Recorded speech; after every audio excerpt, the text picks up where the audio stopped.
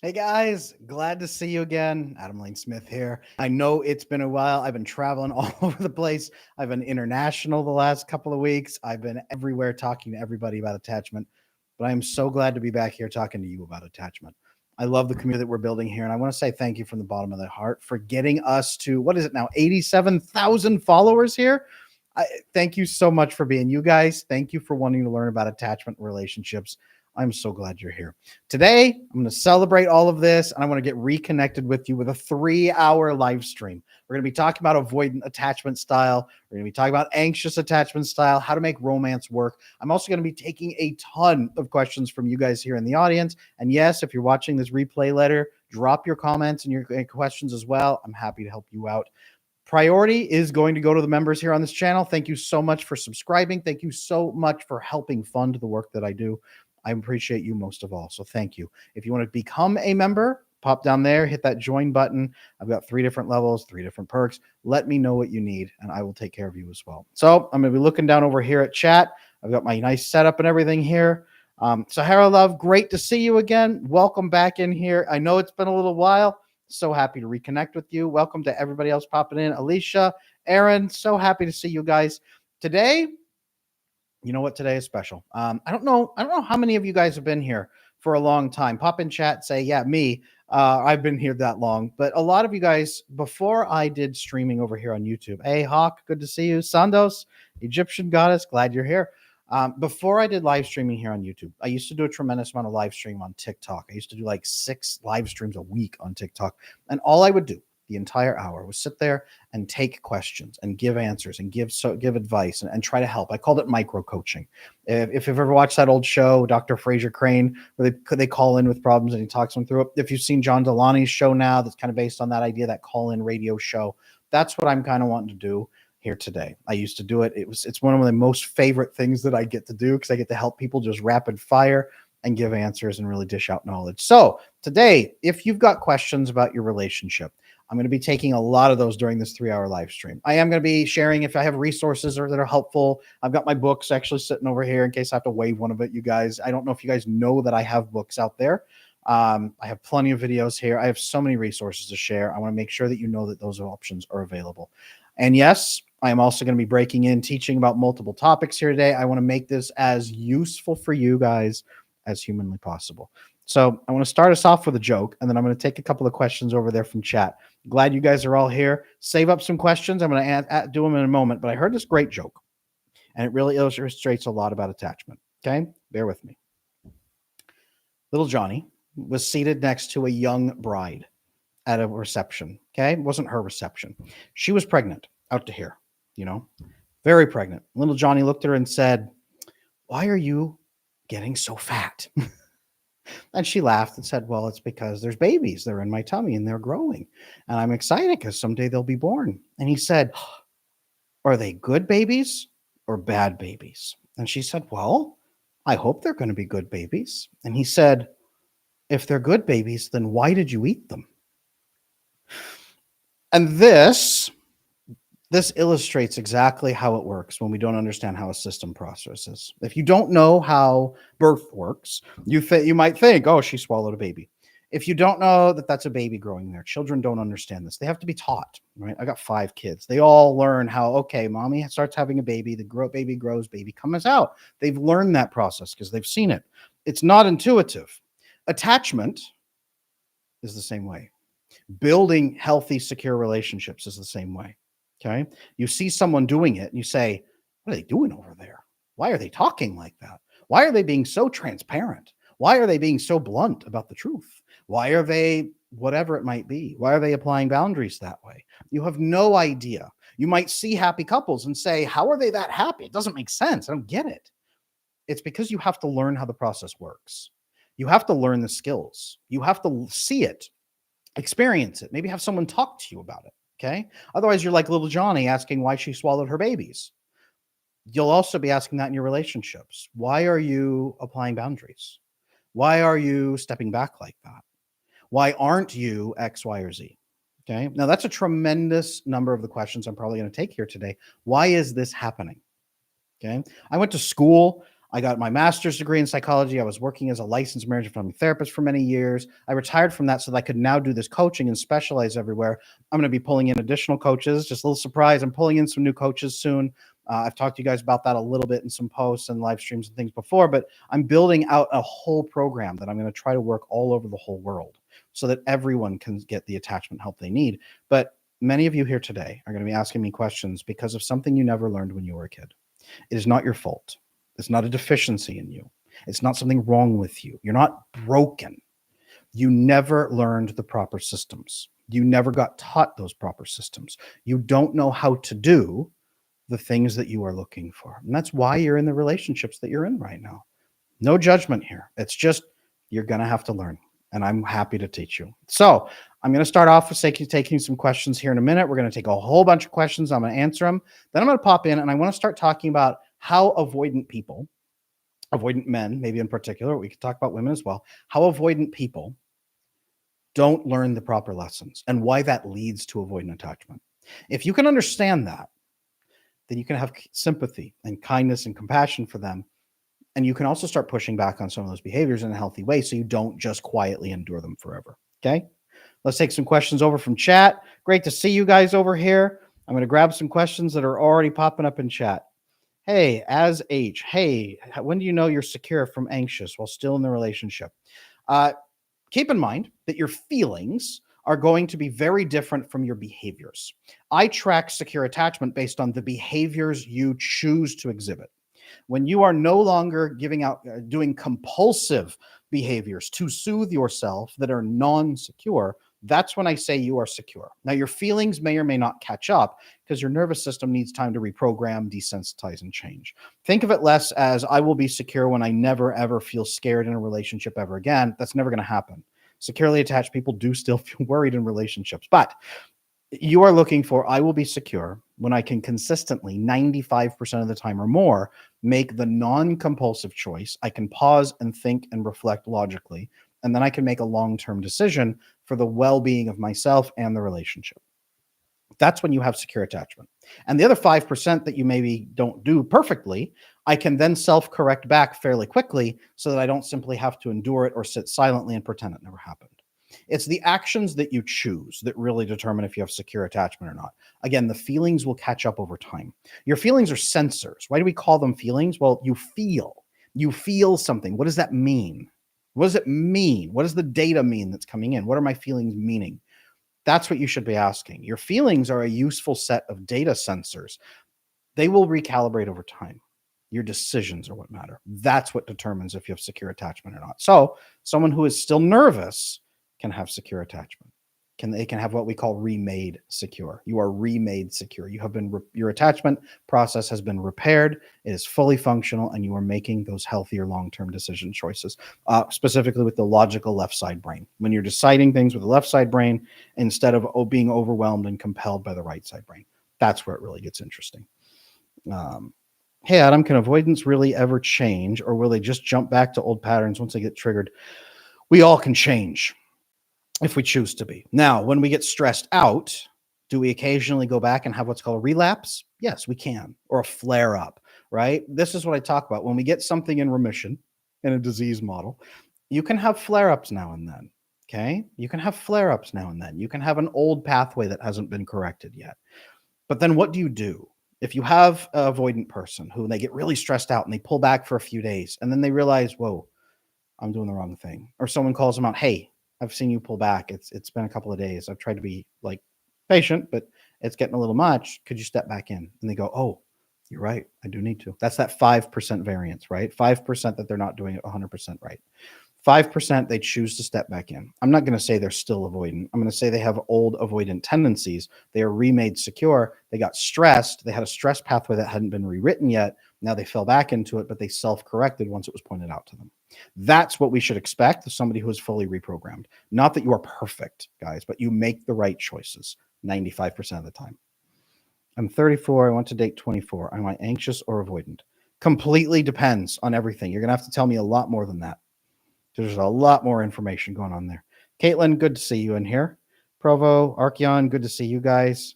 I'm going to go through in here. Egyptian goddess. I'm 38 in hot and cold relationship with a 44-year-old DA pilot. Pilots are very, very often dismissive avoidant. Definitely. I've seen that tremendously. I work with a lot of pilots. Last week, we got very intimate. He says he missed me and he loves me. I sent him home a home cooked meal. He was grateful and ghosted for a week. Why? Two reasons. Number one, when they feel overstimulated in the social interactions with you, especially after a deep weekend, it's very common for them to then feel overstimulated and exhausted. It's because they are anxious, so they are hyper vigilant all the time, tracking every micro change that you do, every little thing that you do, or you say, or you breathe, every little moment. They are constantly micro tracking, and that's exhausting for them. This is what leads most people with attachment issues to think they're an introvert. In fact, you're not. Introversion shouldn't exhaust you to be around people. Introversion means, what do you most prefer that recharges you and gives you that healthy stimulation you're craving? That's different. Okay. I am utterly wrecked from 5 minutes of conversation is not introversion. That is massive hypervigilance because of attachment issues. Key distinction. So if he is ghosting for a week, usually what that means is massively overstimulated, and there's a potential for oxytocin phobic response. Oxytocin phobic response means he is not used to getting oxytocin bonding. If you are more secure and you're transparent and clear, if you use the risk assessment language that I talk about in my How to Love an Avoidant Man video course, if you use that language, you will break through his armor by decreasing his cortisol levels. That exposes his oxytocin receptors to finally actually bond with someone for the first time ever. And then you become his first real love. And then he gets a fear response.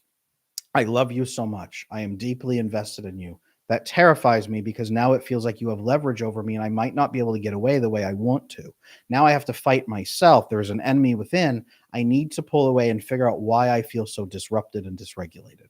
That's the second reason most avoidant people will ghost after an intense week together. Now, that's assuming he's ethically avoidant. If he's more manipulatively avoidant, I've seen it go badly where they get connected with you. They love bomb, love bomb, love bomb, love bomb, saturate, have a great weekend together and immediately break up afterwards. Sometimes it's for those two reasons. Sometimes it's for other reasons. So assuming that he's ethically avoidant, that you guys have been together for some time, Egyptian goddess, back and forth, that may be the dynamic playing out. So don't grab him and shake him. You don't do that with a scared cat. Let him come back to you or shoot him a message that just says something like this. Hey, I would love to reconnect with you when you have time. Let me know when you're available. A message like that, very calm, very reasoned. The more logical and calm you are, the more likely he is to come back fairly quickly. It reminds him that you're still here and that you want to have those conversations without saying, when can we meet? I miss you so much. That puts a lot of pressure on them to come back. Hey, I'd love to reconnect when you have time. Let me know when you're available. Very calm, very polite. Again, risk-focused language, polite, precise. All of this is inside that How to Love an Avoidant Man video course. Make sure you get your copy if you haven't got it. I have a comment pinned at the top of chat. If you want 25% off that course as a YouTube exclusive, grab that comment. It's also listed in the description down below for everybody watching this replay later. Make sure you do not miss that YouTube exclusive sale just for you guys, 25% off. If you have an avoidant man, watch that course. All right. Questions here. I'm dating a young avoidant single mom widow. Okay. After 5 months of increasing closeness, she went full berserk and wants me to lose interest.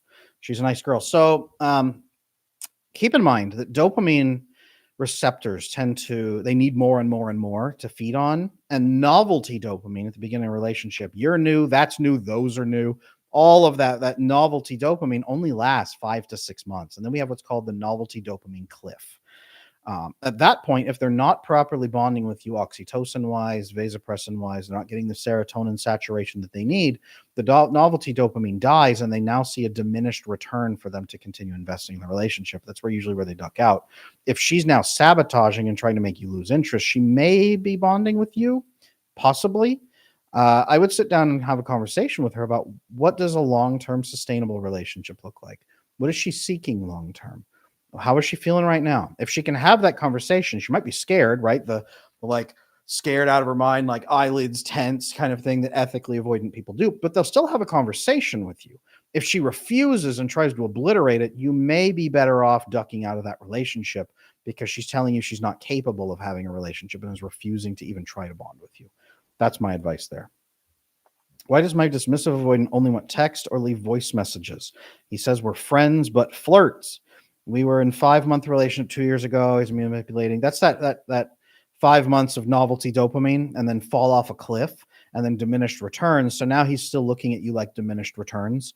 And he's looking at that like, well, I don't want it anymore because I can only get it occasionally. So I'm going to come back every time my appetite refreshes. That's what he's doing. He probably doesn't know how to bond with oxytocin. He probably doesn't know how to bond with vasopressin. And he's keeping you on the hook because he's going to keep feeding you what he thinks is dopamine so that you can exchange dopamine together. You're actually getting oxytocin bonding, which is more fulfilling and richer and deeper and addictive.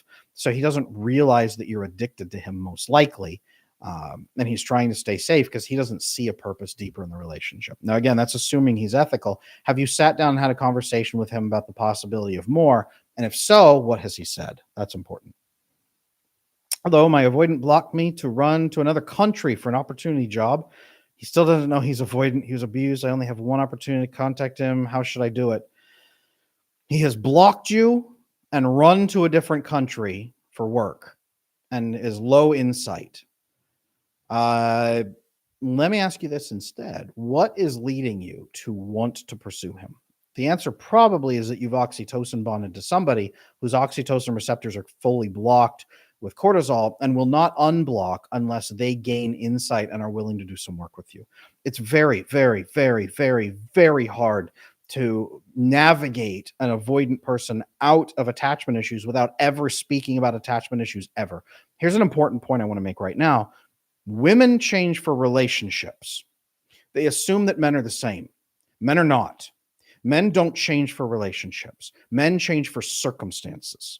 Okay? This is why for 20 years, a wife will say, we need to change, we need to change, we need to change. And the guy says, yeah.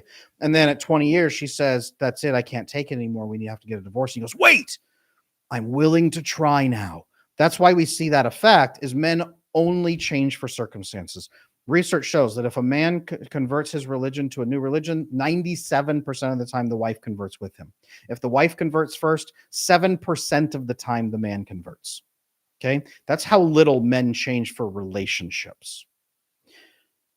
Men change for circumstances. You have to create circumstances. You cannot nurture and love a man into changing, typically. He has to be confronted with circumstances, especially the way that his avoidant attachment is making him unhappy and creating pain and diminishing his impact for legacy in the future, diminishing all of those good things he needs. You have to really highlight that for him. He needs that awareness. That insight has to exist. Men don't change for relationships. They don't change for nurturing and love and baked pies. Men change for circumstances. So the circumstances have to exist, and he has to see them. Very, very important. Can you develop oxytocin alone? Very, very hard. You can, but your brain doesn't associate it with someone. You can have a pet and pet your cat, but you don't get the same benefits from that oxytocin as you would get from connecting to a human. Okay. You need oxytocin in your system for a variety of reasons, but it also needs to be associated with a couple of people so that your brain then tags in and says, I'm not alone. They do have oxytocin spray. They can shoot up the nose, but the reason it's not as fulfilling is because it's just a random blast. It's not associated with a person, which then fosters long-term belief that you are safe and properly bonded. Both really need to be happening. And as I talked to Dr. Sue Carter recently, the leading expert in the world on vasopressin oxytocin bonding, she talks extensively about how oxytocin and vasopressin are not really these things. It's just like one or the other. Very often, both of them interweave in the same experiences. So a random blast of oxytocin doesn't necessarily have the vasopressin component afterward or during that you can then really swap into either. So it's much harder to get that. Can we administer vasopressin? Maybe. Medical experts out there are going to have to tell you, but again, it's not going to have the same mental association. You are not just a slug without much of a functioning brain. You're a human, and especially human with more mammalian areas of your brain designed for social understanding and the anticipation of pain. We also have the anticipation of social pain. A random blast of oxytocin is not going to really help with the anticipation of social pain because you haven't done anything that's going to really protect you against that social pain. That makes sense. You need to have the association as well. This is why oxytocin spray is not really the way of the future. It's actually the rise of using it for treating erectile dysfunction in men is massively increasing because it's a major component of erectile dysfunction in men when it's not heart related. This is why you're going to see a lot of guys 20s, 30s, 40s, 50s who have massive avoidant attachment style with incredible erectile difficulties, oxytocin is usually the answer. They're starting to treat it that way. But oxytocin flows best through your relationships with secure attachment and bonding with that partner. And then his drive goes up toward that partner, and then it becomes better and stronger than it ever has been. So natural oxytocin is best, you guys. Another question here. I'm a fearful avoidant. I think like an anxious, then I deal with situations like an avoidant. How to explain that in the easiest way to those around me? You literally need to sit down and describe that to the people around you. Hey guys, in my book, Slaying Your Fear, and also in my attachment bootcamp video course, I guide you through what's called the I am an anxious person speech, where you sit down with the person and say, hi, and you really need to tell you something. I am an anxious person. I overthink things. You give out a couple of signs of things that you do. I do this. I pull away. I overthink. I'm trying to people please. I'm worried you're mad at me, so I'll do this. And then you say this, I don't like it. And I don't want to do it anymore. So here's what I'm going to do about it. And here's why I'm telling you. And here's the accountability I could use from you. If you see me do this, say this. Let me know so that I can fix it. This is incredibly important for fearful avoidant, or what we call here on this channel, disorganized style. I almost said dismissive. Disorganized style, right? Quiet, disorganized, loud, disorganized. The disorganized style is most likely to sabotage itself in either direction. Okay. You need input and accountability from the people around you. So the faster you let them know, the better it's going to go, and the less you're likely to sabotage yourself. And if you do a little bit sabotage yourself, you can come back kind of embarrassed and say, sorry, I did the thing. And they can say, yeah, I know you did the thing. It's okay. Come here, let's fix it.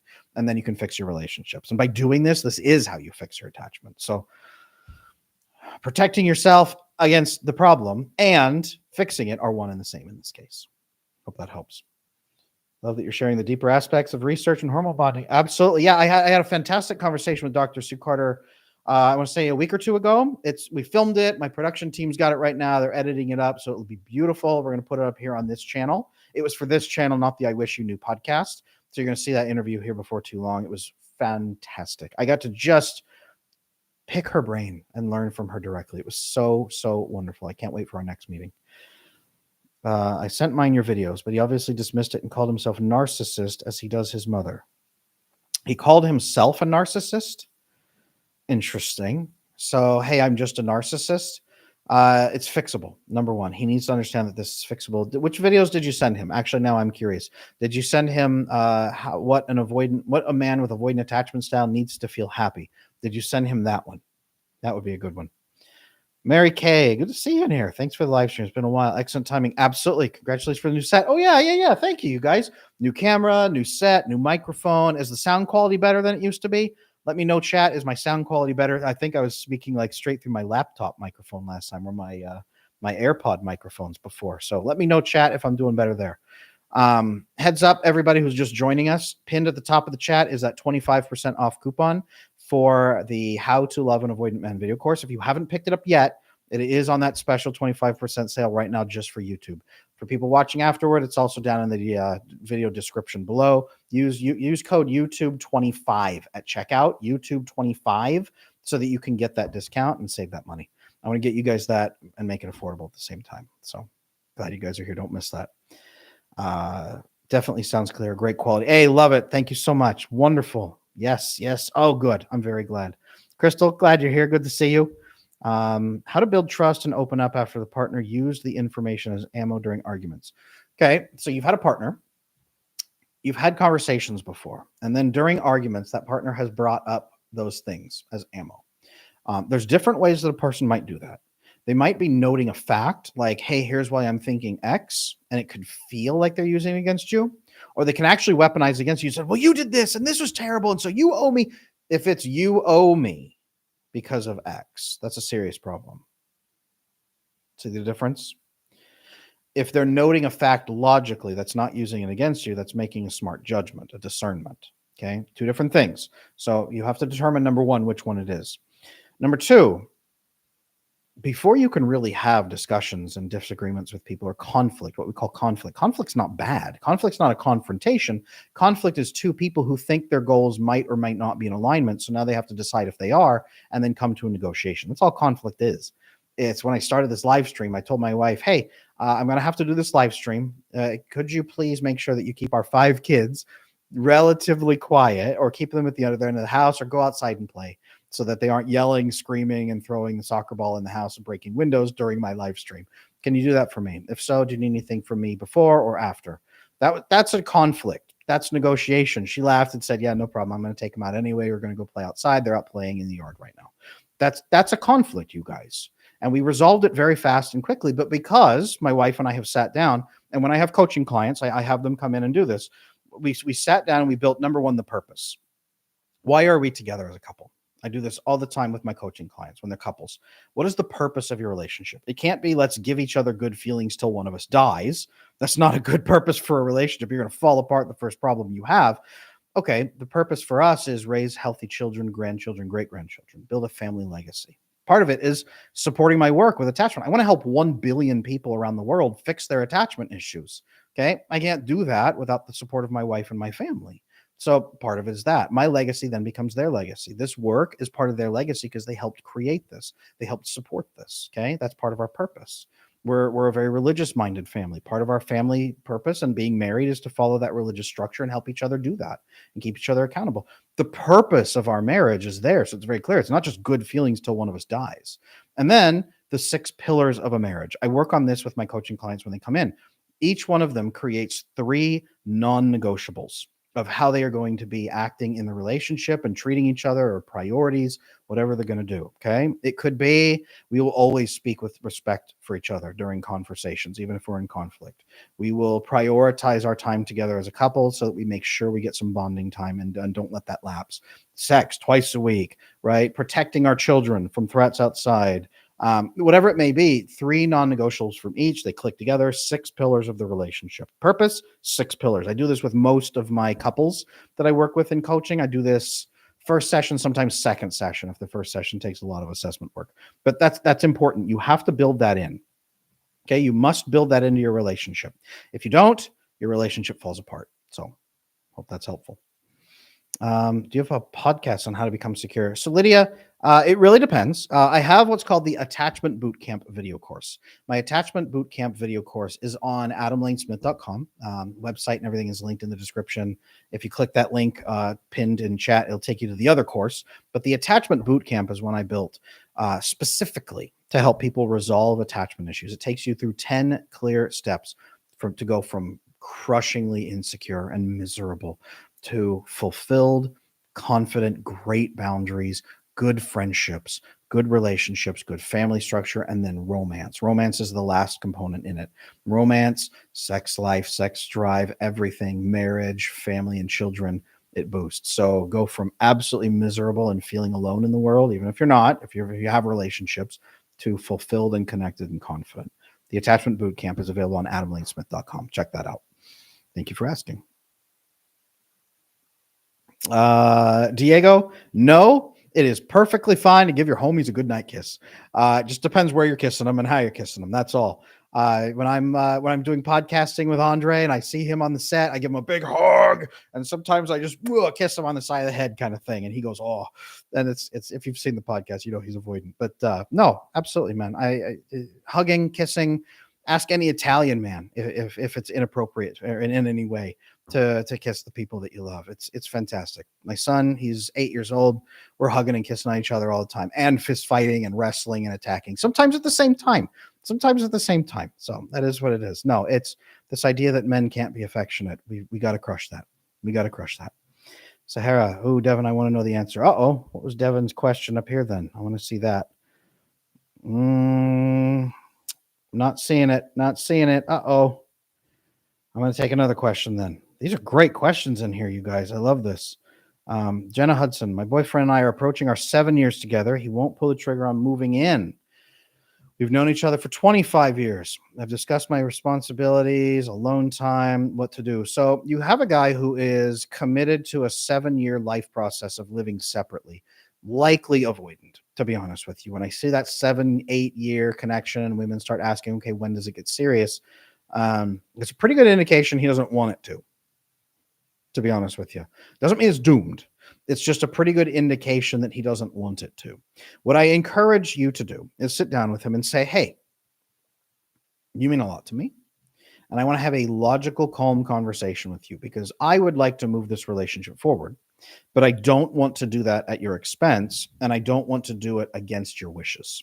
So you front load. This is called front loading context. You front load context. Okay. I have coaching clients come in all the time. Adam, how do I say this to him? This is what you do.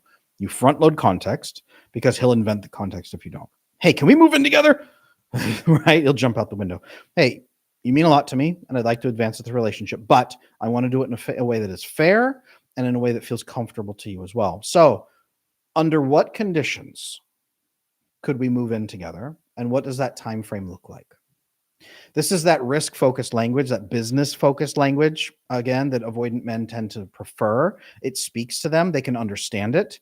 Under what conditions could we move in together? It's not can we? No. Under what conditions could we? None, ever. Well, that's a pretty clear answer to you. Well, I'm going to have to think about that. Okay, come back to me in 3 days.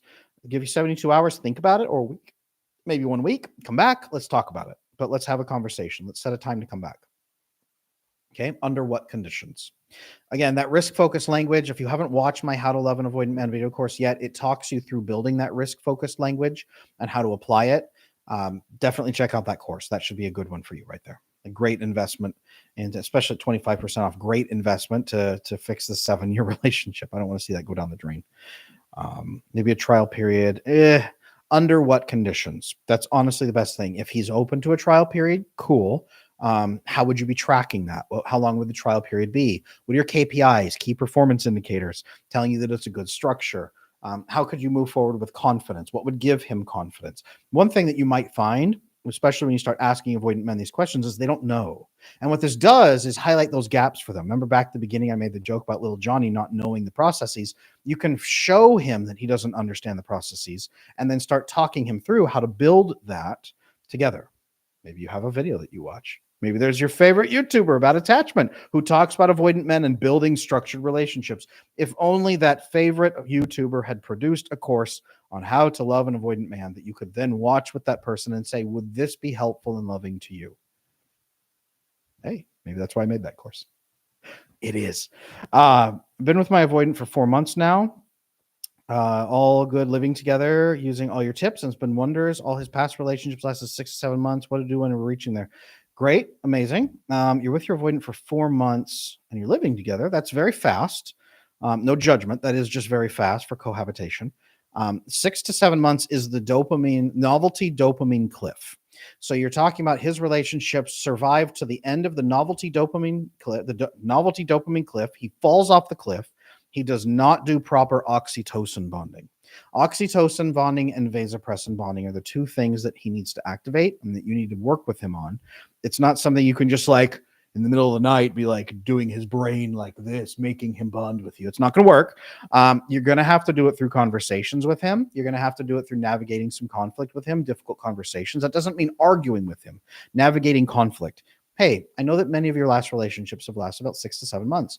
I would really like to make this one sustainable. Under what conditions would a relationship be sustainable for you? I would love for you to feel low stress in our relationship so that you aren't constantly scanning for changes, me doing something wrong. I would really like to make sure that I earn your trust.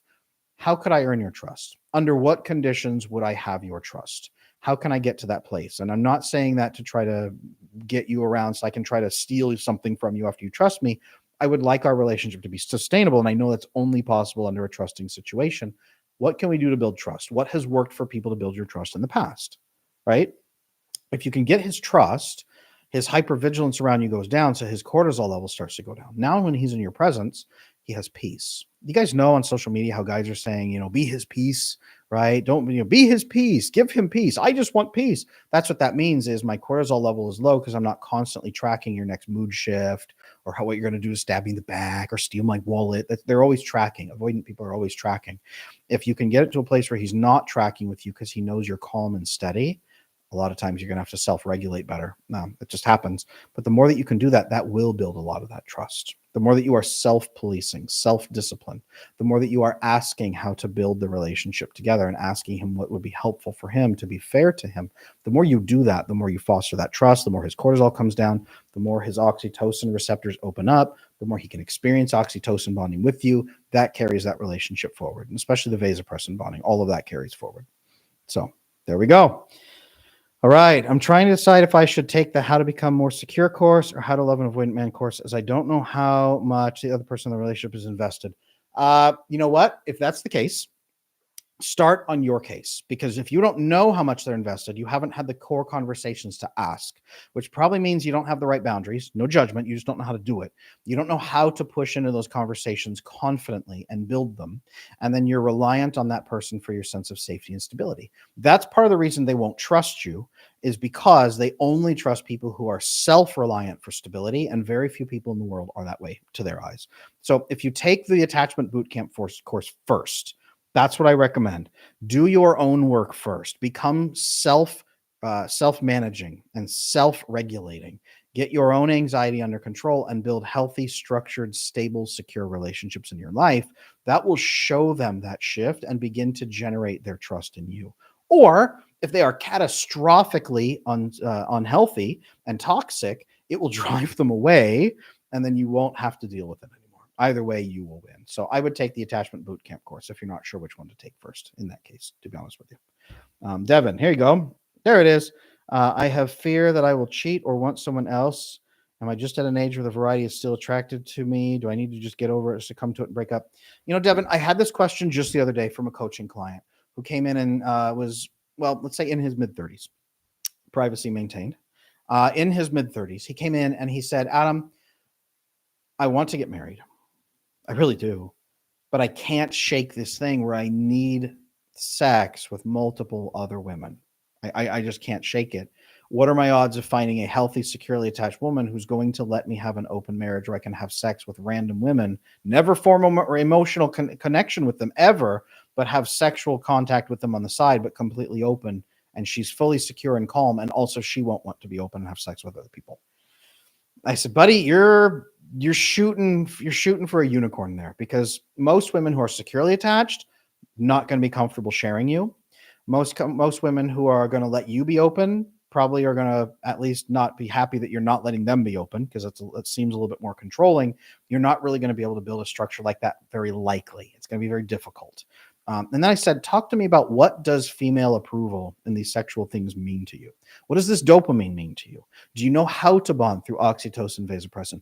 Are you only bonding to one person at a time? It's your sex partner or your romantic partner, or do you have deeper friendships and deeper family connections? Talk to me about your relationship with your mom. Have you resolved any of those issues? Did you grow up with an emotionally anxious, overbearing mom who smothered you to death and you had to constantly caretake her? So now you're petrified that if you get into a romantic connection with a woman, she's going to overwhelm you. So you have to have safety by saying, look, I can have sex with anyone I want, so I can step out anytime. And that's your emotional freedom, so that you can prove to yourself it's okay. And that's the only way you can choose to give up some control to this woman, by maintaining a lot of control yourself. It's not a manipulation thing. It's a mental thing. I've seen that a lot. Okay. Having sex with lots of ladies means freedom to me, or it means that I'm getting approval, or it's the only way I know how to get novelty dopamine.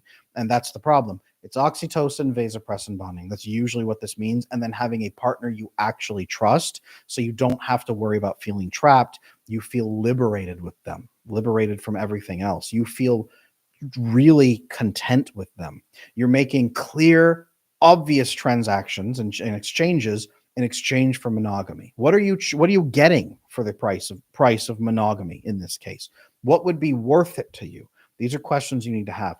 A lot of men, they think of monogamy in terms of that first batch of life, what David Brooks calls the first mountain of money, finances, success, growth, power, fame, right? And then you fall into the valley after that, and then you look up and it's life, romantic connections, relationships, service to others, legacy, meaning. That second mountain is really where monogamy really comes into play, especially for a lot of men. Are you building for that? Or are you going to hit 45, 50 and be wretchedly miserable? And that second mountain looks impossible to scale because you don't have relationships with other people. You've just had a bunch of one night stands. That's that concern. So where does that fit in? Where does monogamy fit into your plan? Where does monogamy fit into your patterns? Okay. You need to really track that. There's that. All right. I love that. Adriana, I wonder if there's a chance to get in touch at some point. Uh-oh. Adriana, here we go. I sent my avoidant a message as you suggested when I was in the area to catch up as friends. He didn't reply. I remember that. He didn't reply. It's the first time since I'm having him saying he would talk end of last year. He actually opened the chat to view my message in full. Cool. I took his game over. He didn't reply. My mind is actively in getting over mode. I didn't delete his number of socials because they don't bother me, because I don't think he deserves complete deletion, but also because I felt it would be more dramatic than just leaving it. What was the right decision? I'm not doubting it, but I do sometimes. Yeah. So when do you move on is almost the question here, right? When do you move on? I had another coaching client last night, a woman in, let's say, in her mid 40s. Adam, when do I need to move on? When do I just need to move on from relationships because it's not going to work? It's when they are not going to work with you, when they are not willing to have those conversations. Okay. You need to sit down and say, how much time am I willing to invest in this if I see absolutely zero response? Most women will say 30 days or 90 days. Zero response, 30 days or 90 days. Usually what I ask women is, how many years are you willing to put into this if he never responds to you? And they go, years. And I say, well, yeah, some women put years in. So we need to actually block this out. How many years are you willing to invest? Well, like 30 to 90 days.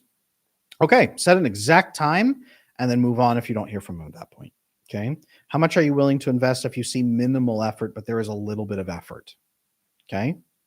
How much time are you willing to invest if there's a lot of effort? He's just frustrated or stuck, but there's a lot of effort. How much time are you willing to invest if there's a lot of effort and he's really flowing with it?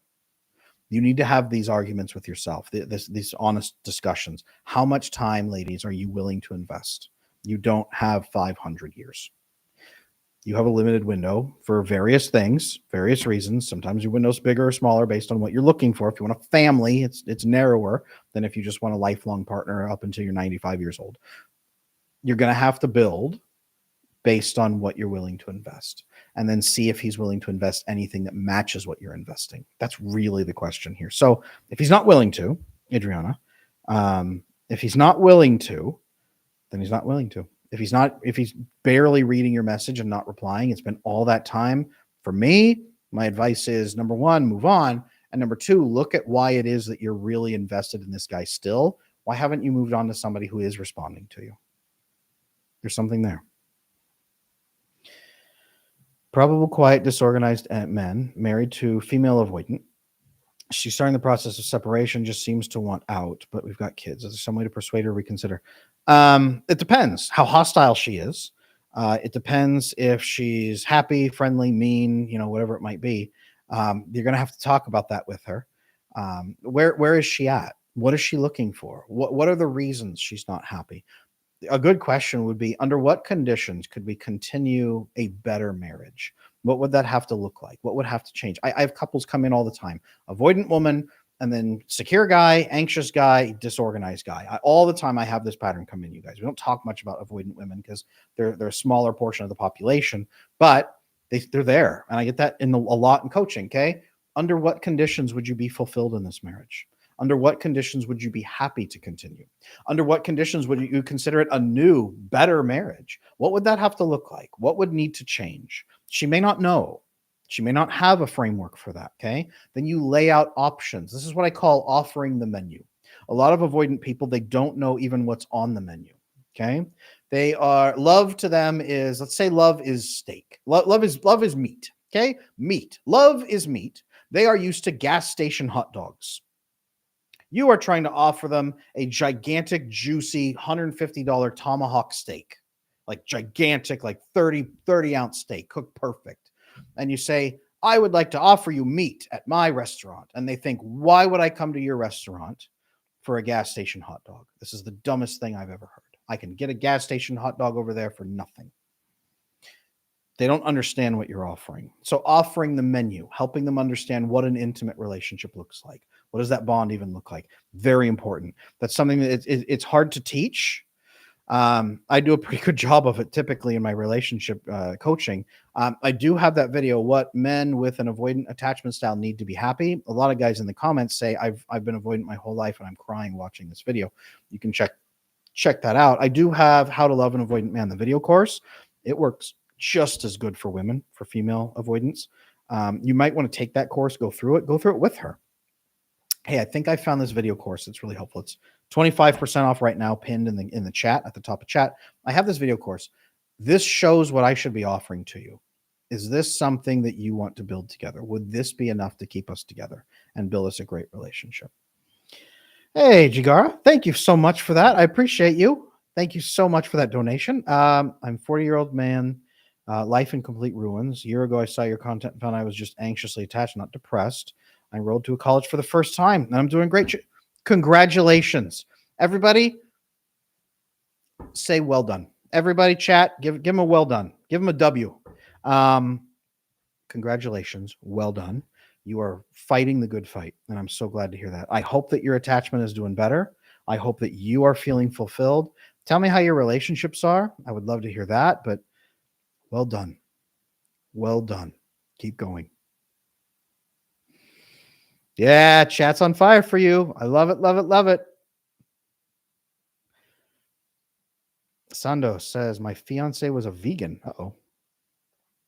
Was or is? They were your fiance or they were a vegan? Which one? Free book. I am. So a little bit later, I'm going to drop a link to get my copy of Exhausted Wives, Bewildered Husbands. I'm going to drop a free copy for this link, a link for this here in a little bit, guys. It's going to be a Dropbox link. You can just download it and read it that way right on your phone or tablet or whatever. I will be dropping that link just a little bit later here in chat. Don't go away. I'll be dropping that link here pretty quick. You know what? I'll do it in about 10 minutes. Do it in about 10 minutes. Remind me, and I'll post that link so that you can have a copy of that book and start reading. I wrote that book back when I was a licensed marriage and family therapist, when I was practicing, and I worked with so many couples, and I had so many of them come in, and they would get divorced at 15, 20, 25 years. And why were women divorcing husbands at 20 years? I asked myself that question. Why do I see this pattern over and over and over and over? These women who are so invested in their marriage and they've done all this work and they're exhausted and burned out. And then they file for divorce and the husband freaks out and says, wait, I'm willing to give it a shot. But then it doesn't work. And or she's just so burned out she can't make it work. And then they end up divorcing. And it's this nasty, bitter, savage divorce where the kids are destroyed. And they like a whole new generation of attachment issues. I said, why is this happening? Why is this 98% of the clients who are coming in? So I wrote that book as the answer. It's 100 pages about this is why it's happening. This is what you should see. This is how to fix it. 100 pages. Okay. A lot of my coaching couples, they come in because they read that book and they want exact personalized guidance on how to apply the material and exact work on how to fix their relationship now because they're headed for divorce. Some of my clients come in with $1 million prenup. One guy had a $9 million prenup. There's a lot to lose in a divorce, you guys. You lose half your savings. If you've worked together, you're 50, 55. There's a lot to lose. Don't lose all of that. Get some help, please. Whether that's with me, whoever you trust, work with somebody that you trust to get those issues resolved. Don't let that marriage go down the drain. Adam, your content has been a breath of fresh air. Thank you. Hey, thank you. I appreciate that. That's very kind of you. I'm so happy to be able to help people. I just really am. Tuffle, what must happen for DA men with kids to file for divorce in a very cold, unhappy marriage? More rare for men to file divorce. Only about 30% of divorces are initiated by men. Typically, deep mental and physical connection with a new person. So what often happens is dismissively avoidant men. What I've now come the avoidant scale from ethical avoidant to manipulative avoidant. What often will happen is an avoidant man will have an affair and they vasopressin bond with that woman during a stressful time. She resolves his fears. She resolves his concerns. She's clear. She's blunt. She's transparent about things. She talks to him. She nurtures him. She helps him through stress. And by doing that, she activates backdoor vasopressin bonding, which then leads him to trust her, which then opens up his oxytocin receptors. And he, for the first time ever, feels proper oxytocin bonding. His wife is bewildered about why he's never opened up to her that way, because she's been desperate to give him that oxytocin bonding all along, but he's never done it. And now he's wildly in love with this new person, thinking that there's something magical about her that no one else on earth can ever offer him. And it's not true. It's just that he's bonded to her through circumstance. So he leaves his marriage to go be with that person because it's the first time he's ever felt that connection in his life. I've seen that again and again and again. Now, this doesn't usually happen with ethically avoidant men. It usually happens with more men down that spectrum toward more manipulative tendencies, because they're the ones more typically having those affairs, and they're the ones more typically likely to throw away their partner for pleasure, if that makes sense. This is not to demonize avoidant men or anyone who's had an affair or anything like that. People make difficult choices, bad choices. Even good people make bad choices at times, under heavy stress. But ethically avoidant men, typically, if they do have an affair, they'll come back and confess it because they don't want to maintain a fake relationship and lie to you. They're bound by their ethics. So that's typically that pattern I've seen very many times. Trading 10 old problems for 10 new problems. Well, yes, absolutely. Now you are in a relationship with somebody that is comfortable stealing someone out of a marriage. And if that person was also having an affair with you based against their family or their relationship, then man, good luck. Is it usual, Mary Kay, is it usual for avoidant not to ask questions while chatting? Oh, yes, yes, yes.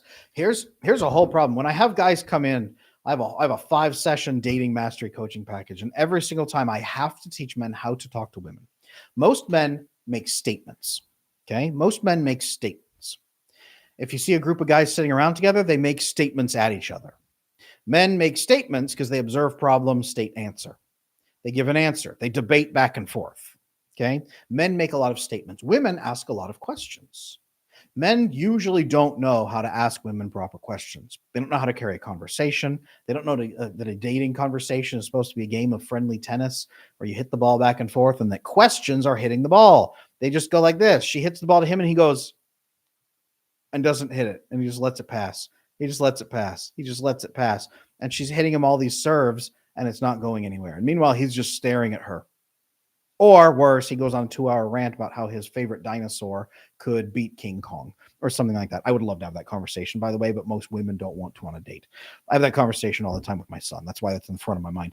But that right there, if you're dating like an 8-year-old boy and talking like an 8-year-old boy, you're not likely to be asking the right questions. So those men typically just don't learn to ask questions properly. That's a skill set they have to train into. And the more avoidant they are, the less likely they're probably going to ask those questions. They may learn through, pickup artistry and stuff online how to ask more questions, but generally speaking, they won't. Generally speaking, they won't. It's also fairly rude I don't want to say the avoidant community. That is not the right way. It's like avoidant people don't gather into communities. They're more likely to gather separately alone in their homes and have no association with each other whatsoever and bar their doors and block out the windows with boards. So it's not that they unite into a community, but among avoidantly attached individuals who are not a community, but are about 35% of the population right now, among these individuals, it is fairly rude to pry. It's uncomfortable to pry. They don't do that. So they don't develop those things. They don't like it when people ask them questions, especially, typically, if that makes sense. Alok, thank you so much for that donation. I appreciate you. Thanks for saving me from Red Pill. 100%. Thank you for being willing to learn more. That is so refreshing. You got out of that trap. Tell me what's going on differently in your love life now. You got out of the Red Pill. Where are you at now? Do you know how to date more properly? Are you having better dates after Red Pill? Tell me more. I'd love to hear. Chat would love to hear. Chat, throw up a win for this guy. Give him a W, because that is hard. It is hard in the modern day for a guy to go, usually from anxiously attached, to learn about Red Pill and get some answers. And it feels like it could be some of the answers. And then to gather that insight and say, no, I will not do this, and take that next step forward that is not mapped out for most people. That takes a lot of courage. So Elak, a lot of courage on you, man. My heart goes out to you. Much respect. Throw up a win for him in chat, you guys, because that's fantastic. Hey, Adam, my wife cheated on me. What do I do? My wife cheated on me. What do I do? So, number one, don't blame yourself. Okay, I get that all the time. People always blame themselves. It's always, what did I do wrong? Understanding that I have never seen a case of cheating, not really, that involved secure attachment? Is it possible people can get completely blind drunk and occasionally? Yes, it's possible. Is it exceedingly rare with secure attachment? Even that is massively not likely to happen because securely attached people like to have healthy boundaries typically. So depends how long the cheating was, how long the affair was. It depends why they did it. Understand a bit more about why affairs happen, about why dopamine obsession and dopamine fixation happens. Understand that some people commit cheating acts because they have no moral code whatsoever. The research shows that at least 9% of people have personality disorders, and it might be actually on the rise. Some people estimate, highest estimates are up to 20%, 1 in 5, which leads to a lot of narcissistic or antisocial personality type of behaviors. Understand why. If you can sit down with them and have a conversation about why, if they can start investigating why, if they can have some insight about why, if they just say, I'm just so sorry, I don't know, I'm a bad person, you can track my phone, not going to work. Okay. Spend some time with the people you love outside of your wife. Spend some time with them, get some stability, get some health, get some good bonding with people so that you still feel loved and you don't feel alone, you're not desperate. Then sit down with her and ask why, really, and go through why. Right? In a very almost business-like manner, as much as possible. Let's track why. I wasn't properly emotionally nurtured. Why not? Why didn't I know that? Why didn't you talk to me about that? Why? Map it out. It doesn't have to be guilt-based, but it does need to be a clear, what we call a chain of events, a clear chain of events. So and then, is she willing to make some changes? Is she willing to go in and self-change because she doesn't want to be that person anymore? Or is she just changing real quick because she made a mistake and you caught her? Okay. All of that needs to tie in. There's a lot of conversations there. If you need help, let me know. I have a whole couples coaching, the marriage rescue package. I have it for that. I have a video here on this channel, even if you want to begin there, of how to rebuild trust after an affair. I have that here on this channel as well. But there's ways to rebuild after an affair. It doesn't always have to be the end. But it does need to be the beginning of a lot of very serious conversations that need to take place. And if they're not willing to have those conversations, it's not going to work. It's simply not going to work. Sahara Love, avoidant friend is trauma bonded to his ex, malignant female narcissist, and recently went back to her for the millionth time. How can I be supportive and help him see the abuse he is blind to? Questions. I mean, he doesn't want to. Number one, he doesn't want to because this is the best he can believe in. But questions. Why do you feel this is the best you'll ever get? Why do you feel this is the best you'll ever get? Well, I've never felt this way with anyone else. Have you ever studied oxytocin bonding? Do you know that this is probably an oxytocin bond? She's oxytocin bonded you on purpose to then follow up. So she's got you hooked so she can then leverage that hook against you when she activates her real behaviors and hurts you. Are you aware that that's happening? Do you know what oxytocin bonding is? That would be a fantastic piece to talk about. I have a video here on this channel, right? What men with an avoidant attachment style need to be happy. Fantastic video. Avoidant men, watch it and cry. That will open his eyes to the oxytocin bonding. I have another one he can watch, The Biology of Avoidant Attachment Style. Watch that one with him, but he needs to understand the brain chemistry. He thinks this person has this is the only drug dealer on the planet that he can get, and he has to stay around her for life because he can't live without that anymore. Make sense? Actually, the sensors are on that. Substance deliverer. She is the only substance deliverer in the world, and that's why he's addicted. Right? There's lots of ways to say this. Plenty of rap songs have talked about the addictive qualities of a more narcissistic woman's love at the beginning. Right? He's addicted to something. It's oxytocin bonding. He's addicted to the oxytocin bonding, and he doesn't know how to get out. He needs to understand that it's not unique to her. Okay? My avoidant ex viciously discarded me. I'm so sorry to hear that. 5 years ago, I've been healing, but it still hurts. He tried to reconnect with me, but trust is lost. I miss him so much. Too many opinions. Oxytocin bond with other people, and I don't mean romantically. I mean deep oxytocin bonding with friends and with family. Deep level oxytocin bonding, deep level secure attachment, deep level vasopressin bonding. You need to be doing significant bonding with other people. If you don't have secure attachment, build incredible secure attachment and build deep relationships. That will heal a lot of that wounding. That's actually what needs to happen. And then you'll attract somebody who will blow this person out of the water. And you won't even miss this person anymore, to be honest with you, because you'll be so fulfilled in the new life. That's what really needs to happen there. Sahara Love, yes, thank you. Once she discards him again, he'll be more receptive. Yeah, honestly, it's while you are using substance with your substance deliverer, it is hard to see that the substance is addictive. But once you are in cold withdrawals and active pain, sometimes it's easier to really experience like this feels horrible. Why does it feel this bad? He needs to reach a point though where he is pushing back on that. He needs to reach that point. Okay. This is how my DA wife does. I feel all the feelings, and I just turn them off because I'm done with that and I move on. It doesn't bother me anymore, so I don't pay no mind or care. That is dissociation. So that's something that avoidant people do. Is okay. I can simply no longer tolerate these feelings as I'm massively overstimulated. I will shut that off and go into survival mode. That's what avoidant style specializes in. In fact, that's what they do. Is they shut it off, all of it, for survival mode. So asking her, okay, understood. Under what conditions will you feel safe and secure enough to come back to that? Under what conditions can we build from that? Because just turning it all off is not going to be helpful at this moment. Yes, that's a great survival adaptation for when terrorists storm our house and take us hostage. But right now, at this moment in our relationship, it's likely to destroy things between us. How can we get to a sustainable place where you never have to go to that place ever again? That's a great question right there. That's a deep conversation that needs to be had. Will they ever take responsibility for their behavior or just keep blaming everything for abusive childhood? 100% completely depends on the person. This is the difference between ethically avoidant people and manipulatively avoidant people. Personality disorders will never take accountability.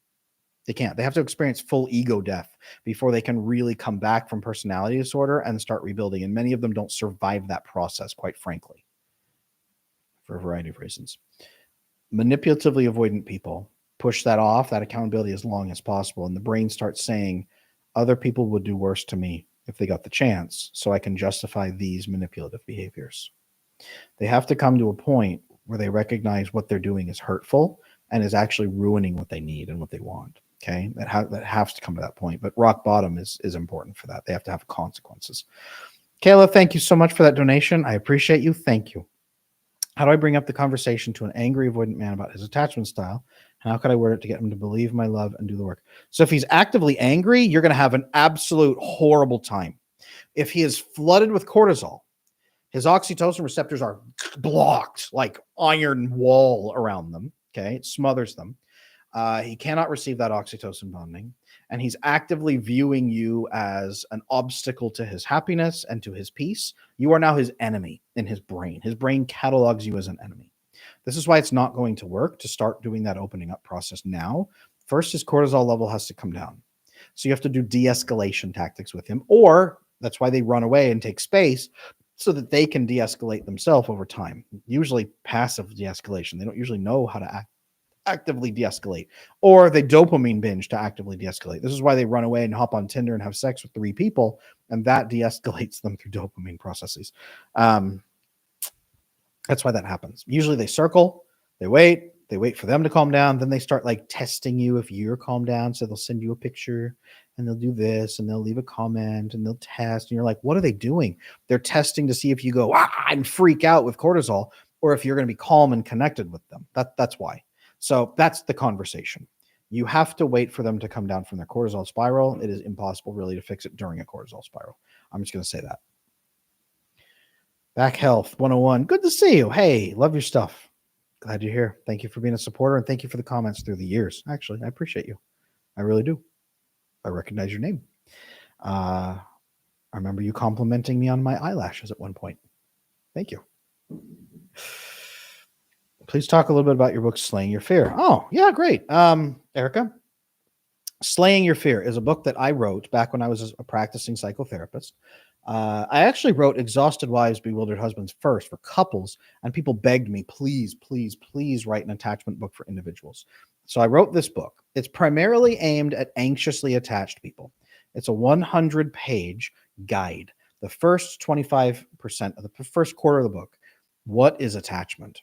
Right? I barely even talk much in jargon at all about attachment. I think I call it attached people and detached people is what I talked. I didn't even want to get into attachment styles at the time.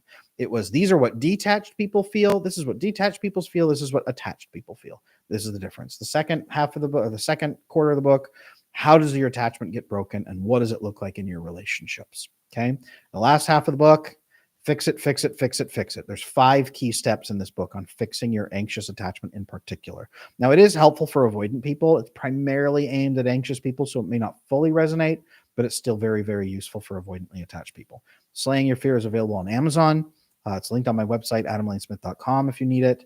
Check out Slaying Your Fear. What I am going to do right now is drop a link in chat for my Dropbox where I have Exhausted Wives, Bewildered Husbands. There's a Dropbox link right there that I just dropped into chat. If you guys click that link, you can don't leave this page. Click that link, open up a new tab, hopefully, or a new window, and download that PDF from my Dropbox. That will give you a free copy of Exhausted Wives, Bewildered Husbands. This is written for couples who are on the edge. This is written for married couples, but also for long-term dating couples. If you are a woman who's been burned out by a man who's been making promises, I'm going to change, I'm going to change, I'm going to change. If you're a man who is trying to figure out, like, what do I do in my marriage to fix it? My wife hates my guts. If you're just dealing with, or if you're reversed, if you're a man who's burned out from your wife promising change, or a woman who's trying to figure out, like, how do I repair my relationship? Exhausted Wives, Bewildered Husbands is built for you. It's, again, 100 pages. What is attachment? How does it get broken? What does it look like when it's broken? And fix it, fix it, fix it, fix it. That's what this book is for. There's a free link right there in chat that I just dropped for that Dropbox. Click that, enjoy it. Thank you for being you. That's just my thank you for you guys being here. Much appreciated for you guys. For those who might come a little bit later, I'll have to drop the link maybe again. But exclusive offer just for you guys being here in this live chat. I appreciate you very, very much. Thank you. Thank you, Adam. So how do I word the approach to explain his attachment style when the time is right? I would not. Walking in and saying, "Hi, I'm glad you're back. You have a diagnosed issue. You are a problem. Your behaviors are unreasonable." Never, never, never. Hey, I've been doing some research on how relationships work, and I've realized that they need to be fully mutual and fully transparent so that we can talk about what is going to be fair to you and what's going to be balanced for both of us. I'd really like us to talk about some of these processes. You talk about attachment without using the word attachment. Okay. I don't recommend you go in talking about attachment because you're going to feel like you're diagnosing him or giving him therapy or trying to control him. I suggest you go in there using the language I use in a lot of my videos of, fair, balanced, open, transparent, clear, safe, whatever it might be. Start using that language and then have those discussions. Hey, under what conditions could we have a deeper relationship where we're not doing this, where we're not fighting, we're not pulling away from each other? Have those conversations. I do have that How to Love an Avoidant Man video course. It's pinned at the top of chat right now. 25% savings on that right now, just for you guys in the YouTube audience. Thank you so much. Check out that course, Kayla, is what I recommend. That will give you a clear model for really how to have that conversation with him and how to build a loving, intimate relationship. That course includes how to make sure your needs are getting met so that you're not feeling like a doormat, by the way. I don't ever advocate for that.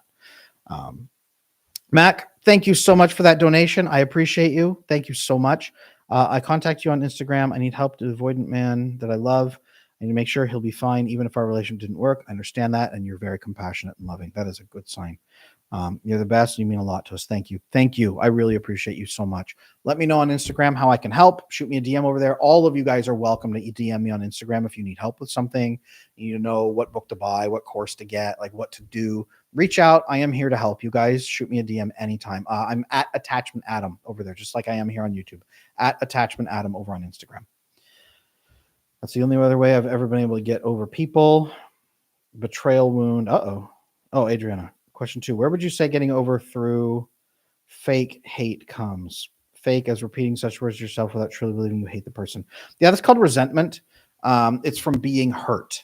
It is normal to feel angry that someone has hurt you, especially if you are living daily with the wound or living daily with a diminishment from that person taking something from you. The only way to really get through that is to replace what they've taken or come to peace with what was removed or end the pain that you're experiencing. That's really it. I did have a member in my coaching community, the attachment circle, my group coaching group. Shout out to the attachment circle guys. If you're in here, I'm sure a lot of you are actually in here, but hey, thank you guys for being you. We had a conversation not that long ago about that exact topic in there.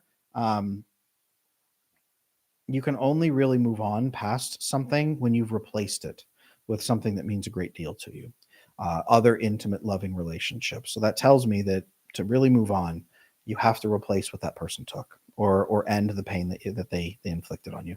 That will lead you to a place where you no longer are angry at them, and then you can start to see them as a wounded person and have compassion for them. That doesn't mean you just let them back in and completely drop everything and forget, but it means that you can let go of your anger, if that makes sense. Frankly, Scarlett, good to see you in here. Welcome.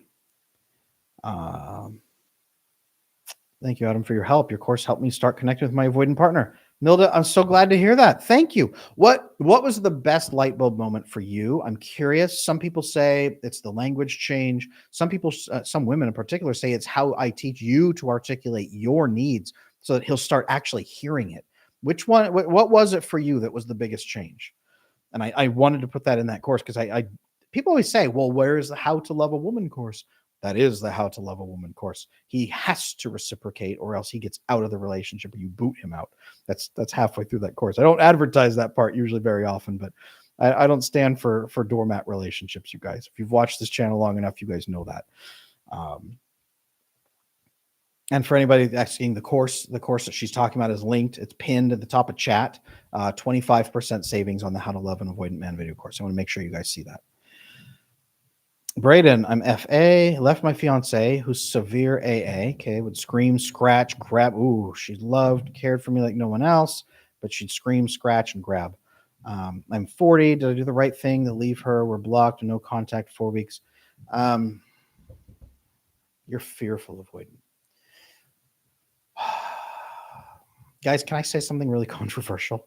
You guys might get mad at me in chat. So if you're mad at me, that's okay. You could say I'm mad at you here in a minute.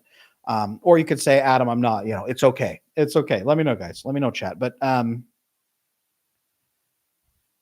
every person is responsible for their own self-regulation. Every human being is responsible. Every adult, as long as they're mentally sound, is responsible for their own emotional regulation. This does not mean that other people have a right to hurt you. It does not mean that other people have no responsibility to also be considerate. But if you get to a place where you're screaming, crying, scratching, and biting and attacking, that is a failure on self. That's a failure of self-discipline. Doesn't make you a bad person, okay? But it means you are dysregulated. And that's a reason that most people won't trust you, especially avoidantly attached people will not trust you. Emotional regulation is the number one driving factor that makes them trust people. People who are emotionally regulated are trustworthy because their stress won't spike and lead them to do outrageous, hurtful, controlling things. So every person must begin by building self-regulation. Now, that doesn't mean that you are just anyone can hurt you. That's not acceptable. But your responses are your responsibility. So you cannot reach a place where you are taking care of her in that way. You can't. You can't take care of somebody who is screaming, crying, sobbing, scratching, biting. That's a child. That's someone with the self-regulation skills of a child. Okay. My 6-year-old daughter does better than that. That's a problem. So that's my question to you. Is she going to do anything about improving? Was she doing anything about improving? Was she doing anything to grow? Was she changing her behaviors? Do not get back with her until she has really changed and self-regulated. She doesn't have to be perfect, but she has to self-regulate because that is absolutely unacceptable behavior from an adult. Number one. Chat, are you guys mad at me or is it okay? You let me know. Let me know, chat, either way. As a fearful avoidant dating another avoidant, would it be a disaster? Often. Not always. Dating an anxious person would be a huge disaster, yes. But if they're exactly like me. Fearful avoidant is disorganized style. So you're a blend of the two. With a purely avoidant, you're likely either to oversaturate them with love bombing and they oxytocin bond to you and freak out and almost become anxious because they're overstimulated with the oxytocin they've never got. So then they'll fling at you almost like an anxious person and you'll freak out and try to bail out. Or they'll be so hyper avoidant that you'll connect to them and you'll flip to anxious and won't be able to deal with it. And then when they dislike it and pull away, you'll flip to avoidant, say, well, then screw you, I'm out of here, and leave. That's usually what happens there. Now, it's not hopeless. If you regulate yourself, if you get accountability and regulation so that you don't sabotage in either direction, you can connect with them because you can understand. People with attachment issues, if they can have insight and self-regulate and then have conversations, they can fix it like nobody else because it's incredible. You understand each other. But you have to have that insight and that regulation. That self-regulation has to exist. And that's going to go beyond just you trying like, I will never be scared again. That's not going to work. That's what most fearful avoidant people do, to be honest with you.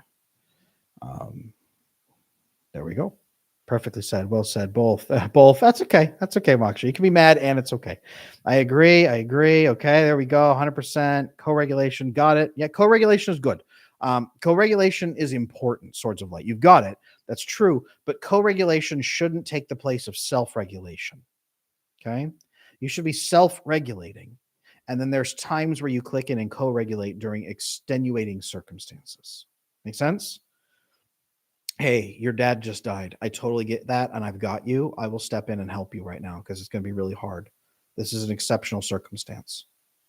Hey, you just ate your last cheeseburger and now you're crying uncontrollably because you feel like you are too fat and you shouldn't have done that. So now I have to spend 3 hours comforting you. Co-regulate. No, that's regulation of a child. That's not co-regulation. Make sense?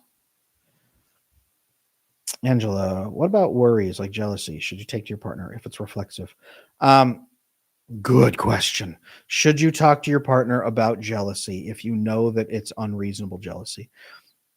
When I went through therapy school, got my master's degree, I remember we were LMFTs, licensed marriage and family therapists. We were merely MFTs, marriage family therapists. We were not even like prepared into that. And I remember our teacher posing us a question. If you cheat on your spouse and they will never find out and you feel bad about it, should you confess it to them? Most of the class said no, and the teacher told us the answer prevailing in most therapy people, in most couples therapists will tell you, no, don't confess it. It's just you unburdening yourself at their expense. You get to feel better. They don't. I'm the opposite. I don't think you can build a loving, intimate, trusting relationship while keeping a secret like that. And I think that if you don't share it with your partner, you are robbing them of their human dignity to make an informed decision about the person that they're with. See that difference? So it needs to be at a place where your partner knows what's going on. I think your partner has a right to know, but it needs to be couched not in terms of, I feel jealous of you for no reason, now you have to solve it. I feel jealous of you. I recognize this isn't a problem. Here's how I think we can diminish it. I'm going to be working with this professional over here. I'm going to be talking to this person. If I ever feel weird, is it okay if I ask you a couple things? I'm not going to clamp down on your behaviors, but I'd like to be able to ask you some things and occasionally get some help as I resolve it. That's asking for co-regulation right there, by the way. I am resolving it. I could use some patience and kindness as I go through it. Are you willing to do that? In exchange, what do I need to do for you? Would you like me to cook you a steak dinner once a week? And in turn, if I ask you jealous questions, you're okay with it. That's a transaction, but you could do that. You can take care of each other that way. That would be co-regulation. That would be agreed upon co-regulation. Totally fine, but you need to be doing the diligent work to improve it. Not just, so I'm going to be crazy and jealous, and occasionally I will slash your tires because you didn't answer a phone call fast enough. And at night, I'm going to lie awake, like picking at you, like trying to find a blonde hair on you during every single night. But don't mind me, and you have to take it. No, and I know that's not what you're saying, but there are people who do that. There are people who just lay that out and demand. Have a conversation. Have a conversation about how you're working on it. Okay? There's the piece. Hawk, the truth will eventually come out. It has to, especially if you're a person of conscience. It's not even getting into the religious implications. A friends with benefits relationship because he's scared of normal relationship. Uh-oh, Jacqueline. That's the first time I just saw. So you're in a friends with benefits because he's scared of real relationships. Is that normal for an avoidant? It can be. Yeah. That's why they keep you at that point, because they see diminished returns. They don't want connection. They're afraid of getting trapped. This is all they're willing to offer, and they don't think there is more. They don't think there is any more. You're like, why are we doing this? This is the bare minimum. It's like not even enough. And they're like, this is the absolute maximum. What are you talking about? That's the problem. So, question for you, Jacqueline, what is keeping you bonded to a person who is never going to offer you more under this context? He would have to learn and grow and then understand what's going on, and then choose to make it happen, and then choose to do the work. Are you going to be stuck? Are you settling for less? Why? If so, why? I got one of those oxytocin bonds with a coworker. It was almost the end of my marriage. Yes, absolutely. So first, usually you vasopressin bond because you're working together. That lowers the stress difficulty and the cortisol, so it opens up your receptor sites for oxytocin. And then you start bonding oxytocin-wise with a coworker. You go and you freak out because it's massively overwhelming. And it's the first time you've properly bonded with someone. And then you go back to your marriage and say, why doesn't my marriage feel this way? And it can lead to sometimes an emotional affair, sometimes a physical affair, sometimes not at all. It's just that your bond is so overwhelming, you can't get out of it. And your partner gets hyper jealous, and it creates this gigantic storm. And it's a non-affair. It's just this overwhelming bond you don't know how to control. So you're fighting it, but your partner's insanely jealous. Right? Make sense? I've seen that a lot. Heather, how can you tell if an avoidant partner is starting to feel oxytocin? They will feel weird. They will go, and they'll make this face. When you give them a hug, they'll go, and then they'll go, this one and then the other. After you separate, like they're all like snuggly and relaxed, and you'll see them actually like start relaxing. Like when a cat settles down on you, like no one asks, like, how can you tell when a cat is stressed out on your lap versus happy on your lap? When the cat is happy on your lap, when the avoidant person is happy, they kind of like a happy cat. And then afterward, they're kind of like twitching out because they don't know what just happened. They get nervous, they get cautious, they ghost a little bit, then they come back. You can tell that. Great way to say is, hey, you know what? I noticed that we've had some really good peaceful moments together. And it seems like afterward, I don't know if it overstimulates you or really stresses you out, but you kind of pull back. What's going on there? Talk to me about how you're feeling. I'm here to help. That's a great conversation to mix into that and start having that. But that means their cortisol level is low. They're getting snuggly like a cat. They might purr a little. I don't know, but it'll happen. It'll happen. Hi, Adam. My partner is an avoidant right now. He's burying his head in work and cannabis and pushed me with a massive cortisol flood. What can I say to him? Should I just let him go because I feel resentful? Quite frankly, that is a massive cortisol flood is what you're seeing. It depends if you're married, depends how long you've been together, depends if he has stages like this. He's not good that he's medicating with substances, but it happens. No judgment there.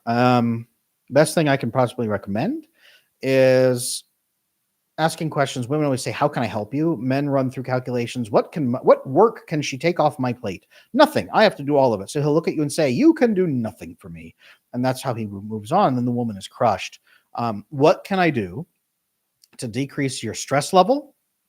Or what can I do to enhance your success rate or your opportunity for success? These are proper questions to ask a man. Oh, reduce my stress level during this time. Well, here's a couple things, maybe. Oh, enhance my chances for success. Well, I'm not really sure. Like, what would that look like? This is, again, called offering the menu. I tell women, imagine you're running a restaurant and you got a guy who's never eaten at a restaurant before. He eats gas station hot dogs on the curb. Okay. That's all he's ever eaten. That's his relationship equivalent. You're trying to get him to come into your restaurant and buy a big, fat, juicy steak. And he sees a menu that says meat. He thinks gas station hot dog, $40 for a steak. And he says, that's stupid. Who would do that? You're trying to entice him in. Okay. Maybe you have to show him what a steak looks like. Maybe you have to show him a video of what steak looks like. Maybe you could do a side-by-side comparison, steak and hot dogs. But you have to start helping him understand that there's a menu. He's never eaten this food before. What's on the menu? What he might like. Walk him through it. What does it mean to gain feminine, loving support? Most avoidant men have no idea. So when they say, what does a woman bring to the table? And it's, well, no. What can nurturing help you achieve? What can support and love and care and bonding and oxytocin and a loving partner helping you? What can that help you achieve? How can that enhance your success? That's the question we need to be asking avoidant men. How could a loving, supportive partner enhance your success and reduce your stress level so that you're more productive and you're able to rest at night? That's the question to ask these avoidant men, because that's what you're really offering. That's what women bring to the table, if you want to say it that way. Why is anxious attachment victimized? Why is it that anxious attachments are victimized, but avoidance are villainized, both in media and society? Because, and I learned this, guys. So when I started teaching about attachment, the number one group of people who just flooded in was anxiously attached people. And so I started talking to anxiously attached people about this is what it's like. This is love bombing. Here's what you should understand. Here's how to get safe so you don't get hurt. And talking about that. I didn't demonize avoidant people, but I started talking to the anxiously attached people because they just rampage in a good way because they want to learn. Okay. Avoidant people like hover in the wings for 6 months to a year before they'll even like leave a comment usually. So hi, avoidant people who are secretly lurking. Love you to death. Glad you're here. Continue lurking. I'm not going to grab you and like shake you. I promise. You're welcome to be here. But anxious people flood in asking questions. So when I started talking about attachment 3-4 years ago on the internet, almost nobody was talking about it. I exploded on TikTok. I exploded on everywhere, started going on big podcasts that then blew up. Michaela Peterson's podcast, Chris Williamson's podcast. I've been on there 4 times now. Mind Pump multiple times, did a mini series for them. It's a bigger podcast that have spread throughout the entire world. And all of a sudden, you probably see a million attachment people talking everywhere, all over the internet about attachment styles. And they're kind of parroting basic facts. But what happens is you get a giant flood of anxious people at first. And then they want to talk about how hurt they are. So some creators come back and say, I'm going to validate this. So you see a flood of validation about how awful the avoidant people are. Keep in mind, the avoidant people are invisible. You don't even see one on your channel for at least a year, usually. So the avoidant people are invisible. They're now catering to an audience. You've been wounded. He's gaslighting you and stonewalling. He is definitely a narcissist. They are terrible. Did you know 50% of men have personality disorders now? They'll probably eat human flesh if they could. They're all, and it goes on and on and on because it gets money. Frankly, it gets money, it gets clicks, it gets attention. And a lot of the creators who are out there, they've learned attachment from me. I don't want to sound arrogant. They've learned attachment from me. Then they learn enough to go parrot it and try to generate their own content. And then they are anxiously attached. So they just blast out about all the bad avoidant people who've hurt them. And they cater it to the audience who's anxiously attached. That's why you see avoidant people demonized over and over and over and over and over. That's why. Now, fascinatingly, on the back end, the research end, there's actually research being conducted over the last 20, 30 years about the benefits that avoidant people bring to a group if the group can really bond the avoidant person in, how the avoidant person enhances the survival rates and the quality of life for all the other group members. It's fascinating research, you guys. So on the back end, we're not demonizing avoidant people, but out in the world, when you see like uncredentialed creators who all of a sudden in the last 6 months have become attachment experts for no apparent reason, this is why. This is why. Okay. Yes, you're going to see them absolutely stomp avoidant people into the mud. You're going to see a flood of anti-avoidant person content, and the anxious people don't like it. Mostly. The really wounded, angry people do, but most anxious people say, no, I don't want to demonize this person I care about or cared about. I want answers. So that's why you've seen in the last 6 months this giant push for avoidant man content on my channel. I'm the only one talking about it. I talked about attachment, and I've created a million copycats, and now I'm talking about avoidant people because nobody's doing that. Now, probably in 6 months to a year, you're going to see a gigantic flood of people being pro-avoidant. Right? You're going to start seeing that content. I've seen a couple of the copycats already coming out trying to copy my material. I've seen it in a couple places. It is what it is, guys. Like I'm happy people are getting information. I just don't want them to mistranslate and give bad information like many of them are. You can tell I'm frustrated by it. But that's why that's happening. That's why it's happening. That's why I don't do it. And that's why I go the opposite direction. That's why I created How to Love an Avoidant Man. Because I know it would spit in the face of all of that. And I get so much hate. And I do. I get a tremendous amount of hate for how dare you have a How to Love an Avoidant Man video course. You want people to be abused. I hear that all the time. Cool. Bring that to me. Let's have that conversation. But that's why I do what I do, you guys. So thank you. Sorry, rant over. I just need to get that out. I hate it. I hate when people do this. So there we go. Cool. Thank you for throwing this information out there for free, even though you know it's going to be distorted. 100%. This is my mission in life. I will be here until I die of a heart attack or a polar bear eats me, you guys. I'm up in the frozen north. I will be doing this until the day I die. That's my promise to you guys. Attachment is my life. Um, I'm shaming that kind of behavior. I am shaming that kind of behavior, which starts to be very common among straight men, as it's very easy sex without bonding for them. Sounds like lost case, but we both hurt. Yeah. So you're talking about that avoidant tendency of like the hookups, I think, is what you're talking about there. I'm not really here to shame anybody. I think people do. No, people don't do what they think is best. That's not always true. The majority of people do what they think will work. B.F. Skinner, the famous behaviorist, I draw a lot from his work. He said the organism is always right. The organism is always right. So the organism is doing something. There's a purpose behind that behavior. We don't discard it and say that's stupid. We say, what purpose is that behavior serving? Right? This is where I came to a lot of my conclusions looking at the avoidant tendencies, right? Okay, they're high cortisol, blocking oxytocin. They're doing this, they're doing this, they're doing this. Why would they do that? Well, this makes sense. This is a strong adaptation. This would work under survival circumstances. This would work here. So that's what I had to do when I linked up behaviorism, when I linked up evolutionary psychology, when I linked up the hormonal work of Dr. Sue Carter out of the Kinsey Institute, when I linked up all these different pieces and said, how would these fit together? How would these be advantageous survival adaptations? And then how are they advantageous even now? And then where are they causing conflict? Okay. People ask me all the time, Adam, where are your sources for X, Y, Z? Well, here are the sources for the material I'm pulling from. So you can see all those facts. Here's how I think they fit together. That's what I'm doing that none of the copycats, unfortunately, have been able to do. I'm doing it because they can't. So again, not toot my own horn. That's what I'm doing, is trying to connect all the pieces for everybody who doesn't see the pieces, doesn't know the pieces, hasn't had the 15 years of experience that I've had. That's an important piece. So there we go. Anyway, again, soapbox. Sorry, over. Can intermittent reinforcement of an ethical avoidant cause trauma bond-like symptoms in their anxious partners? Yes.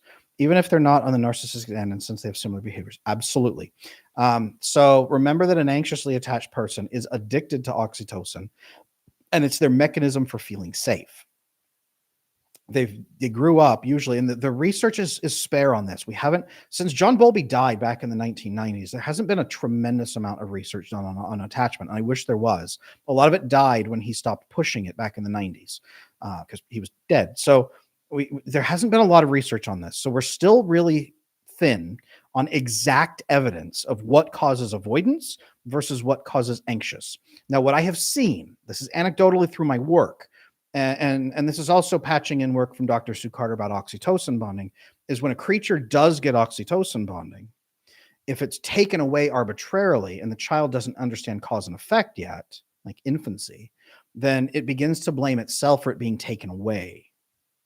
But if the oxytocin is present, and then the person giving the oxytocin becomes wildly unstable, arbitrary, and hurtful, or doesn't give any oxytocin at all, it creates an aversion to intimate relationships that pushes back against that. So that creates maybe the avoidant person who's never experienced intimacy because their parents were cold and aloof and sent them to boarding school, versus the person who is viciously avoidant and says, I will never trust a woman ever under any circumstances, because his mom was kind of warm and loving at times and then completely crazy and smothered him to death. So now he's pushing back and has an oxytocin phobic response. So I think what we're seeing is three different classifications.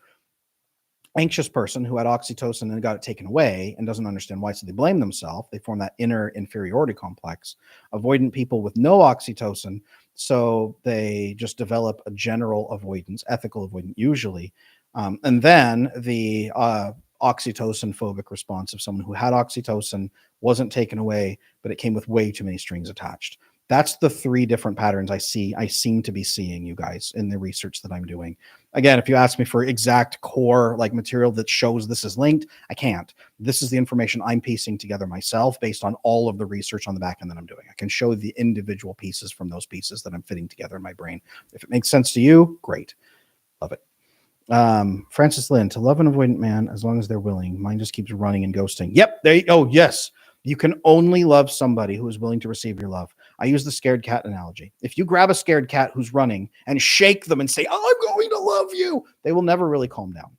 There's nothing you can really do with a scared cat when you grab them by the scruff of the neck. You can be soothing, calm, you can tranquilize them. It's really very hard to get them to that place. They have to calm down, and you don't grab them. They have to come to you, settle into your presence, and develop trust with you. So you really can't make something work with an avoidant man who is not going to gain at least a little bit of insight and do some of his work. You can't tiptoe around on eggshells for your entire life. It's just not sustainable, especially if you want kids.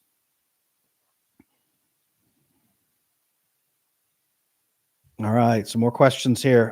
Just as a reminder, guys, I have it pinned at the top of the chat, that 25% savings on the How to Love an Avoidant Man video course. Do not miss that. It's pinned at the top of the chat for people watching afterward. Thank you. I know like 3,000 to 5,000 people watch these live streams afterwards, so thank you for being you. In the description is linked the video course. If you use code YouTube25, that will give you 25% off that course as a savings just for you guys here on YouTube. So YouTube 25, adamlanesmith.com. Use that at checkout for the How to Love an Avoidant Man video course. Yeah, I've researched it and came up with nothing. So thank you for the information. 100% Sahara. See, this is how science works. People do research, they work on things, then someone else comes along and builds those things together and says, this is a theory. This is my theory. This is my hypothesis. This is what I'm advancing. And then other people come in and start researching and testing that on the back end. I'm saying this is my theory. I'm updating attachment theory and developing it based on the research people have done. What I'd like for people to do, the researchers, the PhD candidates and things like this, is to come in and start testing some of these things. I believe they will bear out in proof. I've seen it time and again bear out evidentially and anecdotally in my coaching practices and thousands of people I've worked with. So I know it works, but I'd love to see the documented research on why it works and how it works, if that makes sense. And that research is a little bit being done. Avoidants recall their behaviors such as cheating and deactive phase. They do, but they don't see it as bad because they don't have oxytocin bonding. So it's kind of like, well, I gave you some temporary unpleasant feelings. I'm really sorry about that. I can give you some positive feelings to kind of accommodate you, and I can promise not to give you as many bad feelings in the future. To them, it's a balance sheet of cortisol, dopamine, cortisol, dopamine, cortisol, dopamine. They don't see the oxytocin wounding that you're experiencing. So to them, it's like, why are you crying? Makes sense. What if the roles are reversed? Can a relationship between an avoidant woman and anxious man work if the anxious man refuses therapy? Not really. To be completely honest, anxious men who won't do their work are nice guys. I worked a lot with Dr. Robert Glover. He's my mentor. He's fantastic. If you've ever read his book, No More Mr. Nice Guy, it's been the definitive book for anxiously attached men for something like 30 or 40 years now. He's a pioneer in this field. He is. So I'm honored to have him as a mentor and as a friend. But nice guys tend to obliterate their relationships because they create fake secret contracts, secret expectations. They do what we call chore play. Instead of building an intimate, loving, connected, emotionally bonded relationship with their wife to foster a proper female bedroom drive, they don't do any of that. They do a bunch of tasks to please her, like mom, and then they do a bunch of chores, and then they wait expectantly to get rewarded. And when it doesn't work out, they get angry and resentful over time. And this is going to just destroy the relationship. Now, an avoidant woman can kind of herd on him and keep him going in the right direction by controlling his eagerness to please for a while, but it gets really exhausting. It gets overwhelmingly exhausting for her to have to manage his feelings all the time. She will lose tremendous respect for him as time goes on. He will violate her trust again and again and again. Again, self-regulation is one of the biggest trust factors for avoidant people, man or woman. And over time, it's really not sustainable. And it's not going to create much of a happy situation for either one of them. If they do manage to buckle down for the kids or something like that, it's going to be a really ugly situation, and the kids will sense all this awful tension. Dad will overcompensate by triangulating with the kids usually. Mom will be distant and aloof and feel resentful toward the family system. It just goes really ugly. So it's much better if they fix their problems. Fix your attachment. That's the answer. Thanks for asking, Sandos. Male partner of 7 months has issues with mom hurting. Has. Clarify. Help me understand a little bit more. Is it common for avoidance to lean on cannabis, alcohol to distract? Absolutely. It's not to distract from self-reflection and accountability. It's that they don't see an alternative for what they're doing because they're in survival mode, and they use those substances to bring their cortisol levels down to soothe their nervous system because they don't have the proper oxytocin, GABA, vasopressin flooding through their system like they need to. And that doesn't suppress cortisol. So their cortisol is just all the time. It's like having your skin peeled back and it's just exposed muscle underneath and exposed nerves all the time. And you just can't ever feel better. So you start numbing it. You start numbing it because you can't cover them up properly. Think of it like that. That's their emotional connection point. That's their mental stress load. Please explain oxytocin bonding further. What are examples? Oxytocin is the love hormone. It releases in the absence of stress. It does a couple of key things. Number one, it allows a mammal to lactate. It allows the letdown. It bonds the two of you together in calm, peaceful nurturing. It's the thing that compels you to then give affection to another person. It's that warm feeling that generates affection. It's often linked in with serotonin, which then gives you contentment. It's that warm, bonded, proper feeling from a good cup of tea and a good, calm conversation with a friend. It's holding hands. It's taking a walk. It's laying in bed together on a rainy day. It's watching your favorite movie under a blankie. It's sharing a meal, cooking a meal and sharing it together. It's those calm, peaceful moments where nobody's fighting and no one's hypervigilant. You're fully relaxed with each other and fully accepted by each other. Very important for mammalian bonding to have this piece. This is what allows us to foster deeper, intimate connections together, to form group cohesion, and especially really bring our nervous system down. That's very, very important. Dismissive avoidance said, I'm pushing him away, but I'm giving him space by not contacting him. What can I do? Priscilla, one of the best things you could probably do during that time is say, can you please help me understand how much time you need? And then what can we do after that amount of time? What would be a great way to resolve the issue that led to this in the first place, to this me pushing you away? How can I help? Be clear. Don't just start arbitrarily giving space because it looks like you're running away. Be clear, set an amount of time of space, and then ask for how you can work together to resolve the initial problems that are causing those issues under the surface. Hope that helps. Glad everybody's here. I just want to say thank you really quick to everybody. If you guys would hit the like button while you're here, and then the heart button over in chat. If you tap that, it really pumps up the stream and brings a lot more people flooding in. So if you would do that for me, that would help. Thank you. Just like that. Thank you, guys. I appreciate you. Adam, I can't afford your courses right now. I do have your book. Good. I need to improve my communication mainly. Learn how to question and talk to my avoidant partner. Do you have tips? Absolutely. Yep, absolutely. So you want to learn to communicate. You're struggling to afford the course. I understand. People's budgets are what they are. Best thing I can do is explain two things. Number one, you need to make sure you are self-regulating yourself so that their trust level goes up and their cortisol goes down, so that you have a conversation. Otherwise, there's nothing you can really do to try to crowbar open a stressed out avoidant man's brain. Number two, once he's calm, coming at things with a spirit of curiosity. Asking more questions. Don't make assumptions. Ask clarifying questions. Hey, can I ask you a clarifying question? I noticed this. Can you tell me more about that? Hey, I noticed X. Tell me more. Hey, you mentioned this. Tell me more. Asking more questions and clarifying. And then if you need to conversate with him about something or have a tough conversation, front load with about 10 to 20 seconds of front-loaded context. Not much more than that. You don't want to front-load with 20 minutes. Hey, I'm going to ask blank, blank, blank. I'm having this challenge, or I'm seeing this problem. Here's what I'd like to achieve. Outcome you're trying to reach, really important. I'm trying to get this outcome. Can you please, whatever. Here's this question I have. Can you talk to me about this? Curiosity, giving them an opportunity to share their perspective. Very, very important. If you start doing that, curiosity, front loading with context, asking deeper questions, being observant, self-regulating, that's usually 80% of the battle with an avoidant man. And I go over that in depth in the How to Love an Avoidant Man video course, obviously.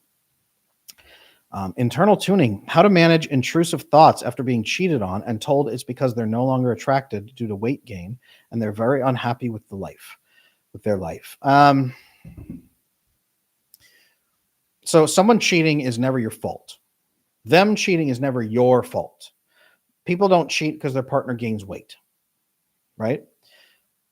Now, can someone gain weight and become unattractive to their partner? Yes, that can happen. It's not your fault if they cheat. That should be some core conversations that need to be had. But what can happen? A person can gain weight. Their partner, who's avoidantly attached, is dopamine and visually fixated. So they're no longer getting dopamine stimulation, and they're not properly stimulated through oxytocin bonding. So their drive now tanks, and they feel that they have no way to get their needs met. So that starts to build up, and then they make a bad decision, if that makes sense, during stress. That's taking a charitable view and saying they're not manipulative. They're being as ethical as they know how.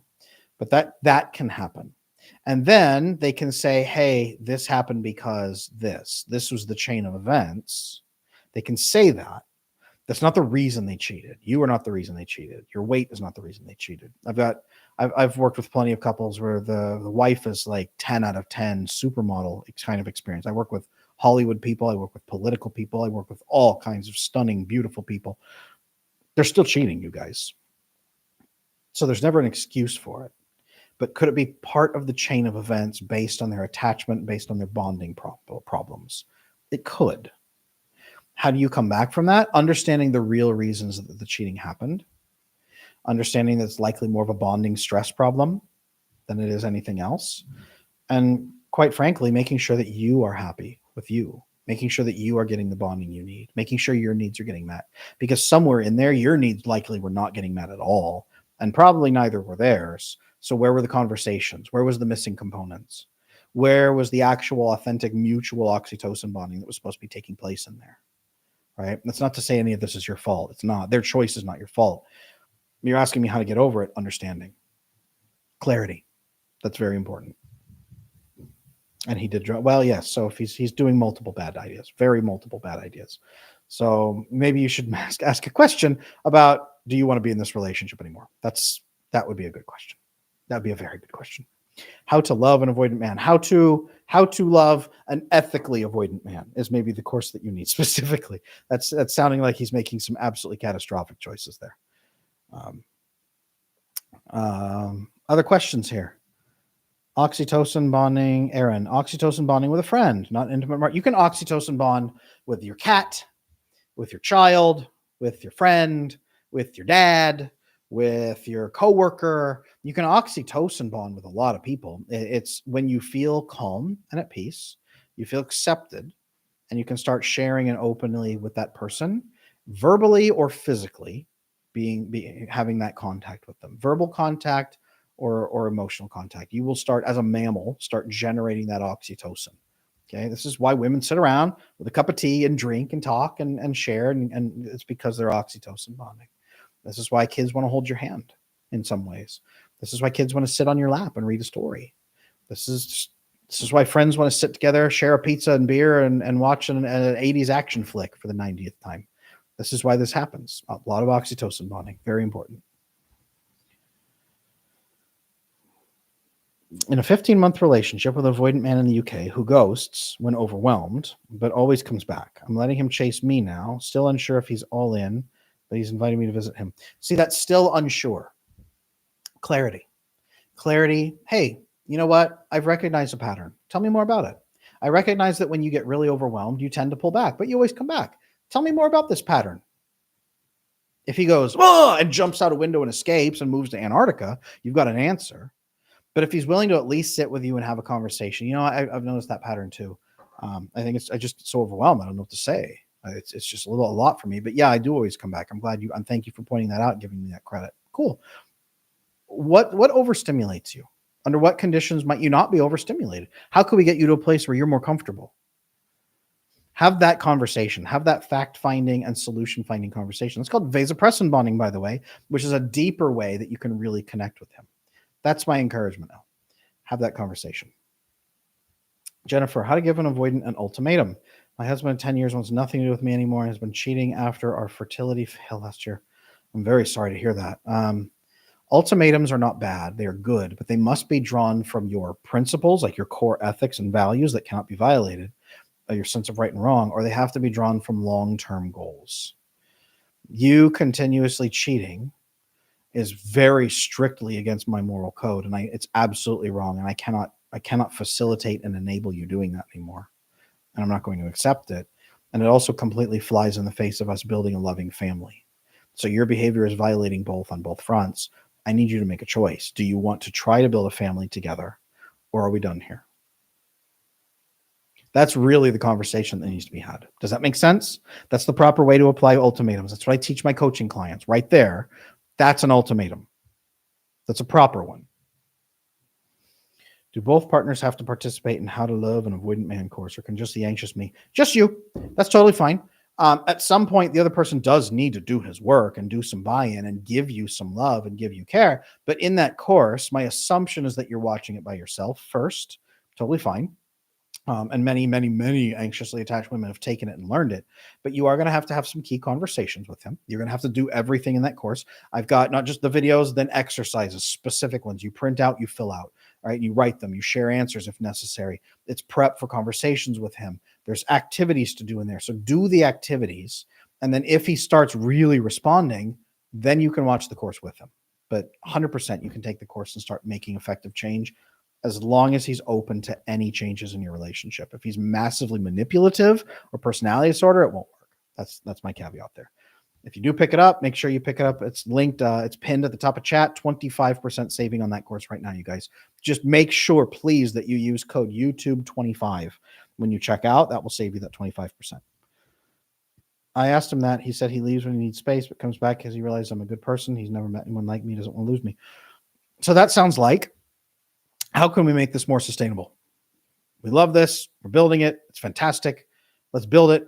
Let's make it sustainable. What would be more sustainable so that it's not flood, run away, flood, run away? Ask him, hey, I want you to feel comfortable. I want this to feel more proper. I want it to feel connected. And now it sounds like you live in different countries. Are you ever planning to live closer? What would that look like? How could we actually foster deeper trust that isn't just situational? And it's not just you stressed out and tense. How can we get to a place where you're truly relaxed? What would that take? If he has no idea, maybe you know a guy who could talk him through it or has some videos on how to build that. If only I had created 6 months of videos on how to build trust with an avoidant man. Huh? Actually, wait a minute. Has he ever checked out my podcast? I just noticed the I Wish You Knew podcast. On there, I have my co-host, Andre, and I go back and forth with him in 3 episodes about his avoidant attachment style, and you'll watch him open up and start to shift. There are a lot of men who watch those episodes, and they really identify with them because, like, yeah, finally, someone's saying the things that I'm thinking. And then they start kind of programming in and changing because they see his patterns change. Maybe you could watch that podcast or send it to him, see if he'll watch it. If he likes podcasts, Andre's episodes, I forgot about Andre's episodes of that show would be great. The I Wish You Knew podcast. It's here on YouTube. I don't know if you guys know that I have a podcast, but it's the I Wish You Knew podcast. I interview experts from around the world. I have two different co-hosts I've had now in different seasons. I interview experts in various fields and then talk about what that means for relationships so that you can pick their brain through me. So that's what that process has been on that podcast. I'd recommend checking that one out, actually. That would be a great resource for you, El. I want to take the course. Will it still serve me if I leave the avoidant? Yes. Because everything in it, actually, How to Love an Avoidant Man is how to build a securely attached relationship with clear boundaries, clear statements of needs, being transparent, using a precise language to measure needs and measure emotional things and fully understand each other. So the process in there, I'm a little sneaky. The process in there, yes, it's tailored to an avoidant man's experience, but it builds a secure relationship for the two of you. I should have called it How to Build a Loving, Intimate, Secure Relationship with a Man Who Happens to Be Avoidant Right Now, but will become secure as you build this with him. That's just a very long name. So How to Love an Avoidant Man is the thing that I came out with. But that course will show you how to build a loving, intimate, connected, trusting, bonded relationship. Yeah, old man, that's the long title. This isn't Japan. They love long titles in Japan. This is America. We need like 3 words. So, or, How to Love an Avoidant Man, how to X, this generally speaking is the pattern most people would follow. So how to build a secure relationship full of trust and intimacy. That's what the course should be called. So if you want to pick that up, make sure you pick it up with the 25% discount. I want to save you that money. I want to take care of you guys the way you've taken care of me through these years. So thank you for you. Does having autism automatically make you avoidant? Absolutely not. Absolutely not. Good question. And I can see where that thought's coming in. No, absolutely not. Having autism does not make you think that other people will be actively unreasonable and illogical and try to hurt you during times of stress. It just makes you more introverted. It makes you less socially intuitive. It makes it harder to know how to connect to people. So you have to learn manually how to do it. It might make it so that you desire less contact, but it's not going to make you believe other people are going to actively hurt you. Now, many people with autistic features get treated badly during the course of their life, and they don't understand people, so they get scared, so they become ethically avoidant. I've seen that plenty of times. Many, maybe 30% of my coaching clients are high functioning, high intelligence, autistic features, what we might have called Asperger's back in the day. Many of them are that, and they're delightful people because they're logical and calm, but they've been mistreated and confused for most of their life, so they become avoidant to try to stop the pain, if that makes sense.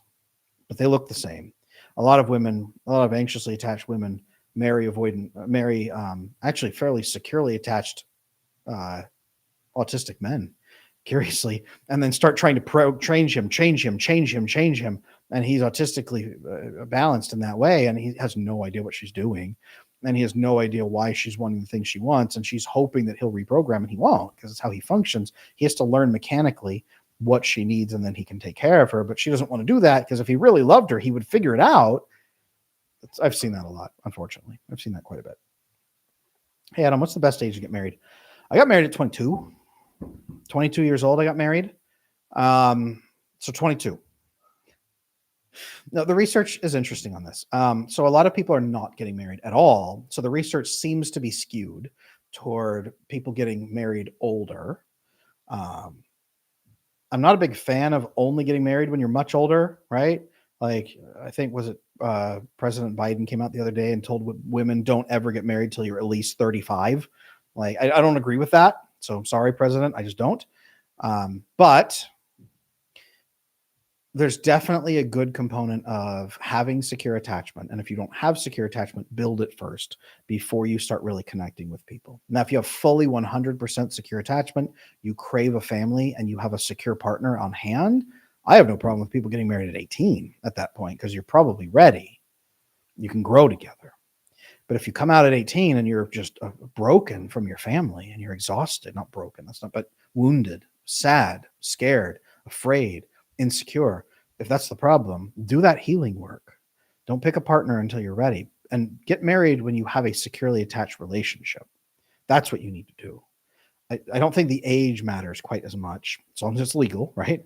I don't think the age matters so much as the security of the attachment. That's the answer I'm going to give there, Aaron. Some 18-year-olds, I think, are ready. Some 40-year-olds are not. Alexander, she says she no longer loves me, but I don't know if it's just her deactivating. How can I tell? Frankly, I would ask her that. You say you no longer love me. What does that mean? What would you feel if you did love me? Does it mean you're not flooded with dopamine, so you're just not getting the butterflies, and so you think you don't love me because it doesn't feel right? Have we looked at oxytocin bonding? Could we build bonding together? Or is it you completely shut off because you're so stressed? What is it? That's a good question right there.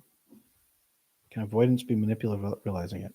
Yeah, kind of, because it's a survival adaptation, or they justify it. More, they will justify it, typically. The love bombing manipulation tactic, it can be entirely unconscious, because they think they're giving you dopamine because they're getting dopamine, so they're giving you a fair exchange. They don't realize you're getting oxytocin. So that can be unconscious for some of them. Not always. Sometimes it's intentional. That's the one that I would really say can be unconscious. Sometimes they're just so flooded with dopamine, they're saying these wild, loving, passionate things that they feel at the moment, but they don't recognize that it's forming much, much deeper bonds with you. This actually, the avoidant people who do recognize that, they're the ones later on who will not make promises. They're the ones later on that when you want to hear something, they won't say it, and they'll tell you why they won't say it, because I don't want you to get hurt. And you're like, why won't you say that you love me? Because I don't want you to get hurt. Those are the people that have come back around, and they realize that other people are getting some sort of weird bond that they don't get. That's why they become that resistant toward any kind of show of affection at that point, or promises. I've seen that a lot. Shout out to Carrie for getting me subscribed to your channel. Anna and Carrie, woo, thank you. I appreciate that. Could you also give a 25% discount on the boot camp, please? Well, okay. Here's what I'm going to do. Anybody here on the stream, okay? Just you people here on the stream. If you email me at support@adamlanesmith.com, support@adamlanesmith.com, shoot me an email. Adam, I was on your stream. Bootcamp25. Just use the code Bootcamp25. Say, Adam, Bootcamp25. I want your course. Give me the 25% discount. I will honor that for the people here on this thing. I'm not going to post this anywhere. I'm not linking it in the comments, show notes, or anything like that. I'm not posting this anywhere else. It's just for you guys who are here as a thank you for you being here during this lunch hour. Just tell me, Adam, I'm here for that 25% off the bootcamp course from your live stream. Can you give me that price? I'll give you a link to it. Okay. Yes, I will. There you go, Erica. Happy to take care of you. What was the email? I can type it. Support@adamlanesmith.com. Support@adamlanesmith.com. Okay. Just for you guys, because you're here. I appreciate you very, very much. I'm happy to take care of you. Ginger Leia, I was married to an abusive man for 10 years. Sorry to hear that. Left 2 years ago. Met someone kind. We're both doing trauma recovery work. PTSD from the marriage. Recommendation for healing work. So what I can tell you is that for other people, EMDR treatment is one of the most effective treatments on the entire planet for post-traumatic stress disorder. I would check out EMDR, eye movement desensitization reprogramming, EMDR. It's available in every major city in the US.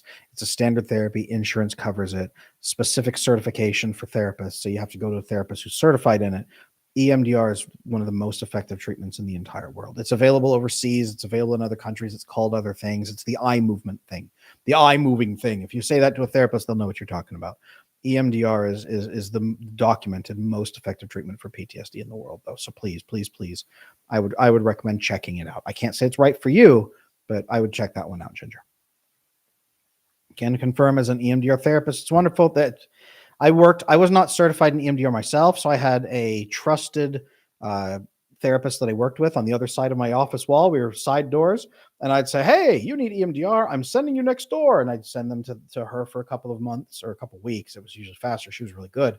And then she would send them right back. And I'd say, now that you're deprogrammed from that, how do you feel? So much relief. I don't have all these trigger points and landmines in my brain. Great. Now we're going to build loving relationships for you that aren't going to implode or explode because of those triggers. Now let's build the fun stuff. And then we would really build that in. So I'm a huge advocate for EMDR. Huge advocate. Isn't being avoidant a good thing if you tend to get overly attached to friends, trying not to be needy? Avoidant attachment is a fantastic thing if you are in a hardcore survival environment where nobody's going to help you and you have to hide from enemy troops who are trying to shoot you, or live in East Berlin with spies all around you.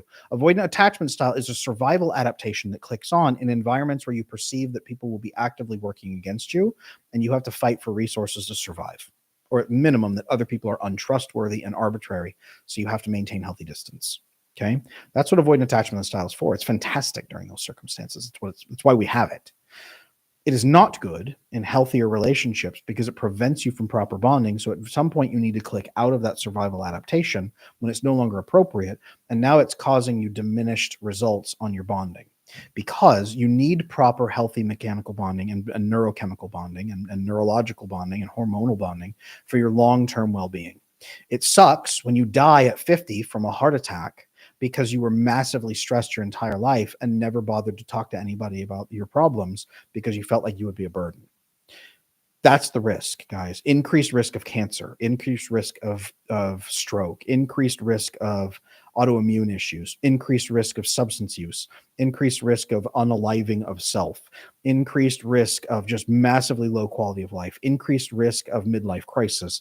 That's the risk. You're not meant to be in raw survival mode forever. You really can't. It's okay in short doses. You can survive in short doses. You can survive for decades. You need to click out of it, though, for long-term well-being. I think it would suck just dying, Adam. Just saying, well, I mean, everyone dies, you guys. I don't want to get morbid. Everyone does, but not all of us live the same quality of life. Not all of us have the same length of life. Not all of us build an impact. Not all of us build a legacy. Not all of us build resounding relationships, which then echo and improve things for other people. Not all of us have a purpose to that life and live that purpose. Some of us just barely cling to life with our fingernails, utterly alone and afraid of the next social conflict. and then you die at 50 with nothing. That's what I want to help prevent. That's why I'm trying to speak to avoidant people. Not because I'm personally offended that people have avoidant attachment style. I don't want you to be 50 years old and say, I've never lived. And I mean that with all of my heart. So that's why I'm advocating for that. I'm not going to grab an avoidant person and shake them and say, come on, love me, or love everybody around you, or accept love. It's please, please, please do this for yourself. Otherwise, I will catch you again in 10 years when you're miserable. I'd rather help you now. That's the difference. Chris, thank you so much. I appreciate that donation. You're very, very kind. I went on vacation with my avoidant girlfriend. I got overly emotional and criticized her for having problems with intimacy. She discarded me as if I never existed when we got back. Very traumatic. What are your thoughts? Number one, I'm so sorry. I am so, so sorry. That is painful. My heart goes out to you, honestly. Number two, it depends how harshly you criticized her. But a healthy relationship, there should be room for talking about problems, talking about challenges. If you came back like an anxious person often will and say, well, why won't you just, and you started overloading emotions, that's what fried her circuits and led her to push back, because that's going to feel like a betrayal and it's going to shred her trust in you. So the problem is probably that her trust in you was obliterated, is what it was, because you revealed to her that you had secret expectations and could not accept her. She may have no idea what intimacy is. That may be what's going on. And I'm not blaming you. She should have been able to also step forward and have the conversation with you. There might be a chance to fix this if you can come back and say, hey, I recognize how inappropriate my dysregulation was. I really should have come to you in a more honest way. I should have presented options. I would really like to replay that conversation and do it right so it's fair to you. I'm not taking back the idea, but I resent for myself for the ways that I said it, and I'd like to have a calmer conversation with you about building a better relationship. Can we work on something like this? That's my thought right there. Use this. Either you're going to get back with her and use it for that purpose, or use this so that, number one, you resolve your own concerns so that you can talk to people without criticizing and not getting that emotional dysregulation piece, or connect to people who have what you need or are willing to have the conversations with you. And probably don't criticize people during vacation. That's the other piece. Criticism takes many forms. So maybe you were completely fine. Maybe it was just a, hey, talk to me about this. That's the other piece that you can do is, hey, I've noticed this. Talk to me about that. Many avoidant people will talk to you about it. It's the, hey, you never X. That's where it hurts. That's where they lose trust. Gosh, I feel like that wasted time here on earth. That's Ginger. It's only wasted, guys. If you're looking right now, like, Adam, my attachment has been so bad. Like, I don't think I can fix it. I'm 40. I'm 50. Blah blah blah. I've wasted so much time. I've lost the love of my life. I've done this. I've done that. Like, it's useless. I'm too old to fix it. No, I have people come in at 78 years old. My oldest ever client was 79. She was 79 years old. She was terminally ill, dying. Okay. And had broken relationships everywhere, like strings of horrific abuse through her life against her. Children would barely speak to her. That's where she came in, dying, 79 years old, alone. In 6 months, took a while. In 6 months, we got her deeply connected with her kids, deep connections. She was able to pass on a lot of the lessons she had learned to her kids and grandkids. They were now more resilient in future relationships and less likely to get hurt because of her. She created a stronger family legacy. Yes, as she headed toward death, it became harder and harder to talk, but the talking she did do meant a lot. And she was able to impart love and bonding and connection to her kids to close out her life with dignity and peace. And then her daughters were stronger because of it. They had better marriages because of it. In the course of that 6 months, they had better kids and relations with their kids. So it trickled down through the family very quickly. So you are never too old for this. You're never too old to find purpose. You're never too old to build purpose. You're never too old to fix your attachment. Even at 78 and terminally ill, there is always hope.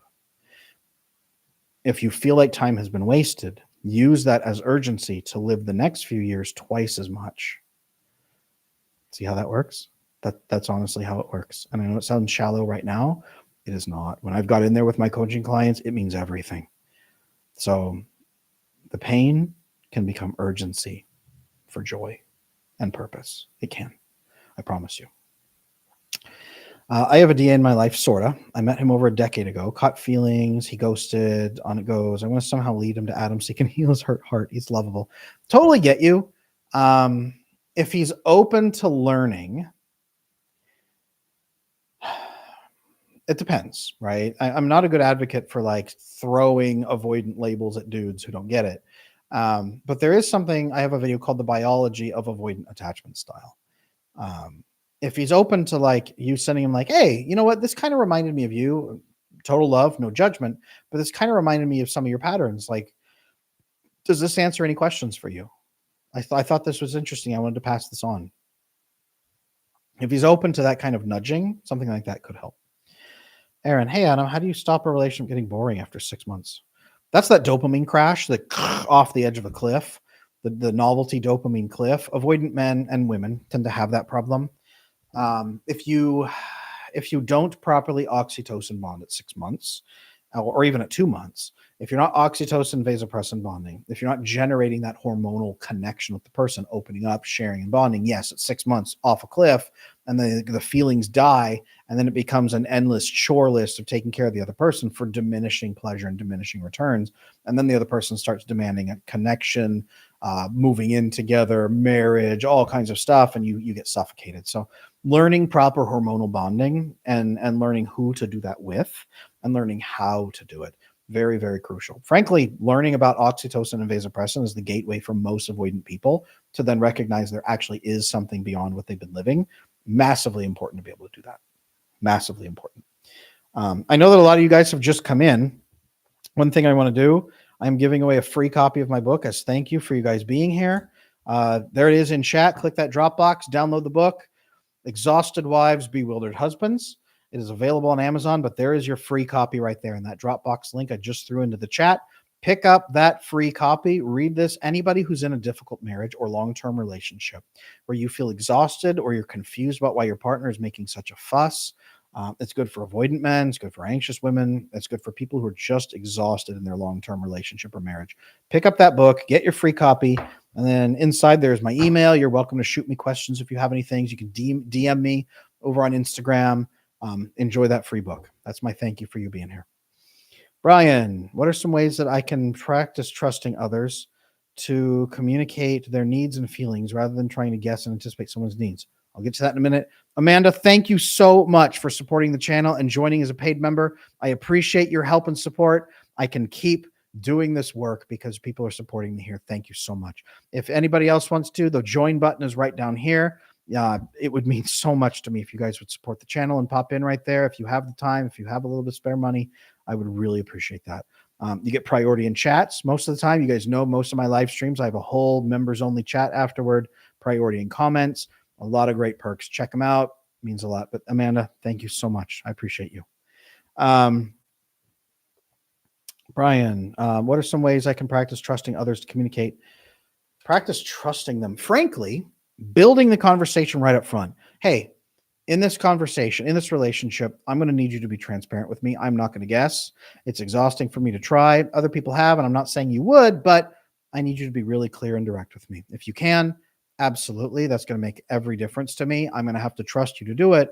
And if you don't, we'll talk about it then. But I really need you to do that in our relationship. Can you do that for me?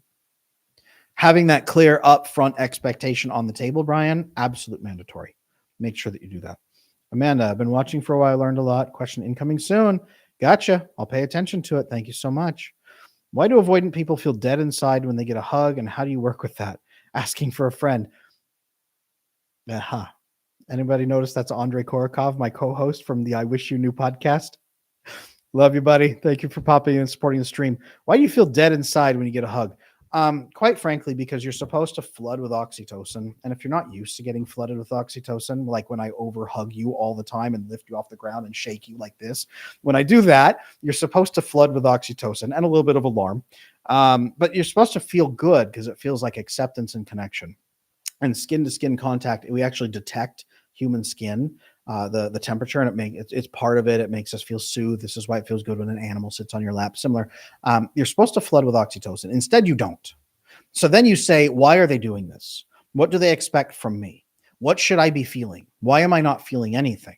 Why are they even doing this gesture? What is wrong with me, right? All kinds of ideas and questions can pop up in your head. How long will this last? What if I get it wrong? What if I offend them by pulling away? Do I have to jump out the window, or can I calmly walk out the door, right? There's all these questions pop in. There's a lot of equations flickering through an avoidant person's head when there's all of a sudden a wave of intense flooding emotion, whether they get the oxytocin or not. If they do get the oxytocin, then they're confused by it, usually early in the process. So that's often the way that happens. I get free coaching on live streams. There you go, Andre. I have gotten hugs wrong in the past. It's the dismount, right? It's the dismount. Like you're hugging and then you're like, okay. And then you have to like fling your arms wide and step briskly back. The dismount of the hug is the hardest part for most avoidant people, because they're like, what if they hold on longer and I try to flee and then they fall on me and then they're angry at me, right? Like, having a little bit of fun, but that's okay. Alyssa, thank you so much for supporting the channel. I really, really appreciate you. You help me continue this work. You're helping support my mission, and thank you so much. If you got questions, pop them in. You get chat priority. I love it, love it. Thank you so much. Everybody, make sure you scroll up, by the way, and get your free copy of my book up top. And remember, at the top of chat, 25% off the Avoidant Man video course right now. It's a special savings just for you guys here. When you click the link, go to my website, you put in code YouTube25. If for some reason you need help with this, send me an email, support@adamlanesmith.com. Support@adamlanesmith.com. Okay? I will give you support from Adam. Send me an email and I'll help you. But I want to make sure everybody gets the resources they need. And it's a special savings for you guys for supporting me. All right. If you give an avoidant extra space after an argument, does that help or hinder the situation? Negativity from both. Some space helps. Setting a definitive amount of time helps both of you. And it lowers the stress of when are they coming back or when do I have to come back? So, hey, I know we just had this thing. Take some time, let's reconvene in 12 hours. Let's reconvene in 5 hours. Let's reconvene tomorrow morning. Giving them that time is a gift. So it lowers their cortisol and helps them understand you're not angry at them. And then gives them time to breathe. And then it gives you a definitive time of when you guys will reconnect, so you don't have to fear and chase. Spike, thank you so much for supporting the channel. I appreciate you so much. Thank you for becoming a paid member. If you have questions as well, make sure that you pop those in there. I'm going to help you out because you're helping me out. Thank you so much. Guys, it means a lot to me when you guys get that. So thank you. I go to my producer after this and I brag like, these people, they like really believed in me. We got like 3 new subscribers today. And he's like, I know, Adam. I know. You got a good message. Every time. I'm going to annoy him to death, I think, at some point. But I'm so happy. Sam. Alyssa, as a couples coach, how do you convince anxious partners to begin self-regulating? Ooh. Quite frankly, it's this. Do you feel good?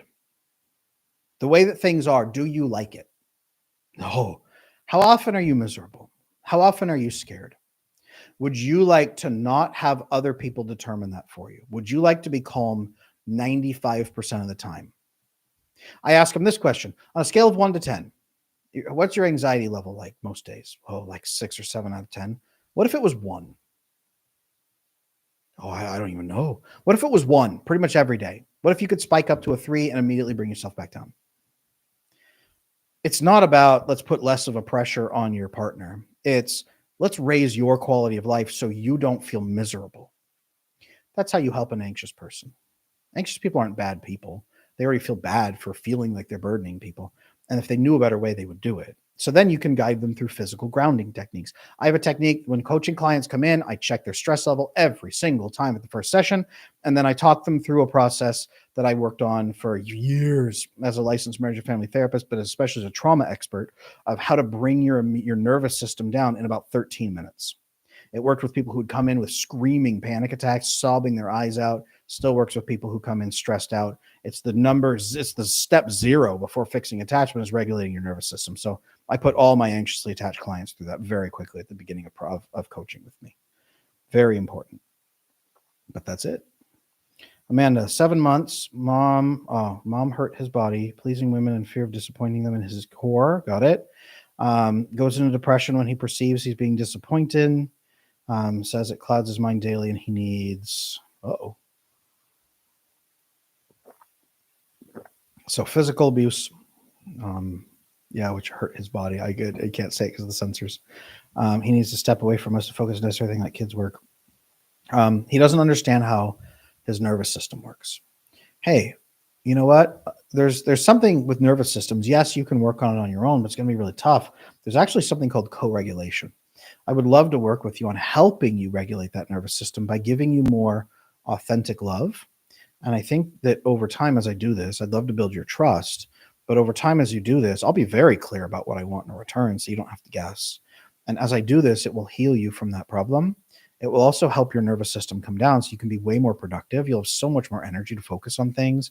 You'll be able to achieve tasks better. You'll be able to sleep better at night. Everything will get better. Could we work on co-regulation together? I'm willing to do this for you because I care about you. I can tell you what I want in return. It's very low. There's a great conversation right there. That's how you answer what do women bring to the table, by the way. He's in therapy. He knows his issues. He feels he can't overcome it. May not be able to handle anything. Quite frankly, watch some of my videos. Has he seen... okay. So I have a video called 7 Signs of Anxious Attachment Style. 7 signs you might have anxious attachment style. Just type 7 signs into my YouTube channel. It's going to pop up. It's about an hour long. It's a really deep dive into anxious attachment style and all the behaviors that come into it. You might want to watch that with him or ask him to watch it. He's in therapy. Say, hey, I found this thing. You could take this to your therapist and talk about it. Do you think that this matches what you're experiencing? The biology of avoidant attachment style would be another video you could watch with him or send to him, but have him take it to his therapist. Even better yet, have him ask his therapist about attachment issues. Most therapists don't know about attachment style, but on the off chance that they do, that's one thing they could do. Chris, thank you for that donation. I really appreciate you. That's very, very kind. I criticized her for not wanting to hold my hand and being close physically. She's a coworker. Now she acts like I don't exist since the trip's really hard going to work. Advice.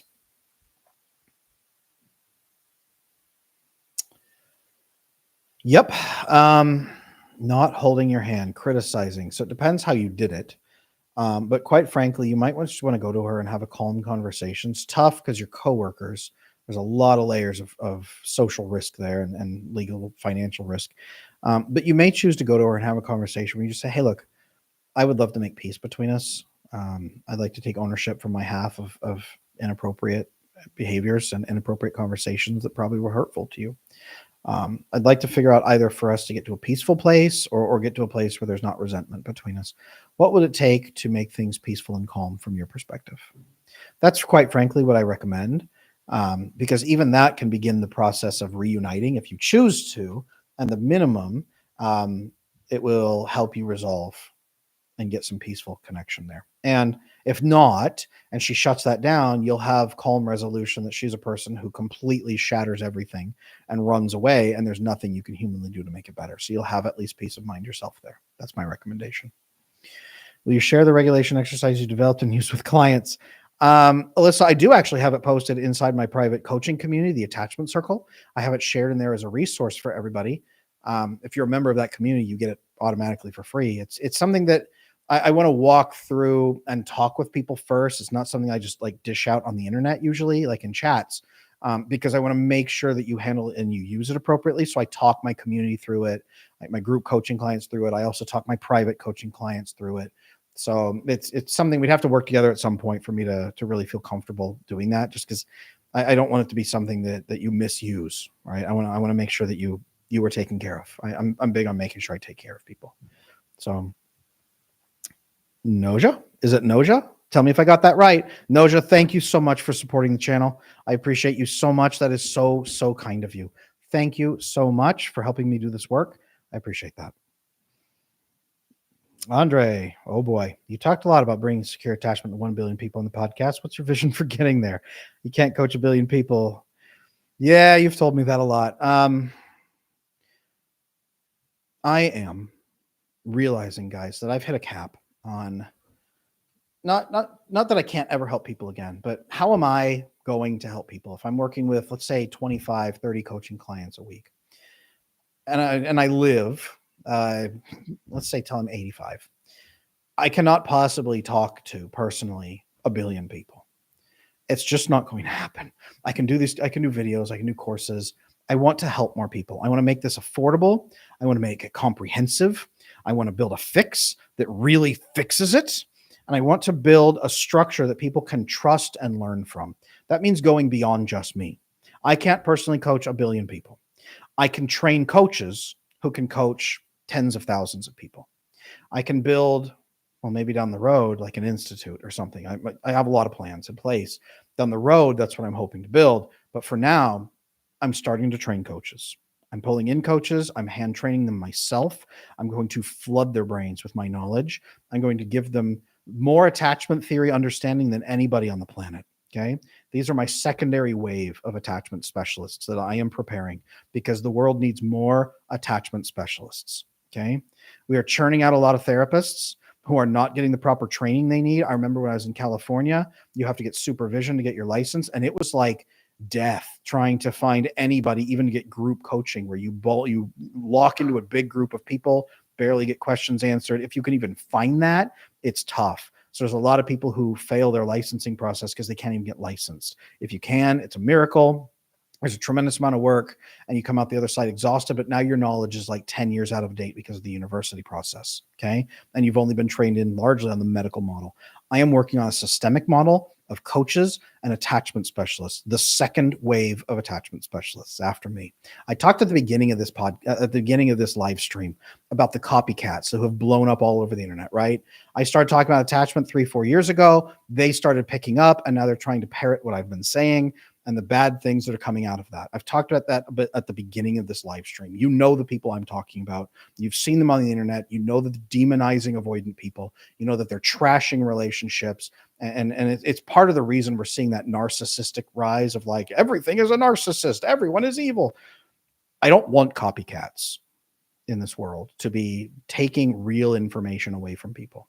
I want real attachment specialists that I can verify are doing the right work. And the only way for me to do that is to train coaches myself and send them out to be able to take care of people. So I am building a coaching system. I'm going to be building attachment systems that you run through programs. I'm going to be building coaches that you speak to and work with. I have my group coaching community that I'm also going to be building and connecting with and still maintaining. It's there. It's just going to be enhanced. I have a lot of procedures in place to build this as a sustainable, scalable, long-term program to get affordable care to everybody who needs it. That's what I'm building. So yes, Andre, spoil my surprise a little bit. I was going to launch that surprise a little bit later, but cool. If you're going to put me on the spot, I am personally training people that I believe in. There's a rigorous process even to become considered for becoming one of my coaches. Let's just say I am jealous and possessive of my community, and I want you guys to be safe. So I'm not going to bring in anybody that isn't an absolute hell yes into my coaching program, and I'm going to be training them. Well, have you ever seen those insane kung fu movie? The what is it called? A montage, the training montages where they have to like, deadlift a truck and fight a bear in the woods. That's what I'm going to be putting my coaches through. Okay. They will break and wash out of the program, or they will come through stronger than anybody on this planet about fixing attachment. That's my goal. So that's going to be coming very quickly. I say very quickly over the next couple of months, but yes, that is coming, guys. It needs to come. I can't personally help everybody the way I want to. I can do these live streams, and I'm so thankful that you're here working with me right now and talking with me. There is so much more to come. We are still at the beginning. We're at the end of Act 1. Okay. This story is just beginning to launch into Act 2, and I'm so excited to go there with you guys. I really am. I'm going to be bringing those coaches on here in the next few months, live streaming with them, talking with them. You'll see them on podcasts with me. Maybe you'll see them here on this channel, interviews. You'll see us talking shop. You'll see some of the training I'm doing with them. I'm so pumped. I'm really so pumped for it. It's coming soon. So I'm breaking the news to you guys right now. Attachment specialists are coming to a city near you. Let's just say that. We'll get there eventually. Alyssa, I'm an attachment and EMDR therapist. Would love to contact you about coaching. What's the best way to do that? I have a very, very rigorous process, Alyssa, but you know what? Shoot me an email. Shoot me an email at support@adamlanesmith.com. We will talk. We'll figure some things out, and we'll we'll go back and forth. We'll get this figured out. Shoot me an email, support@adamlanesmith.com. Hey, Adam, this is Melissa. This is Alyssa. Sorry, not Melissa. Alyssa M. Alyssa. Let's talk. We'll figure it out. I will warn you, I'm being extremely, extremely picky on who I bring in just because I want to protect the community. I don't want to be like, oh yeah, I'm just bringing 50 coaches and just no, I'm going to grind this thing really slow to make sure we do it right.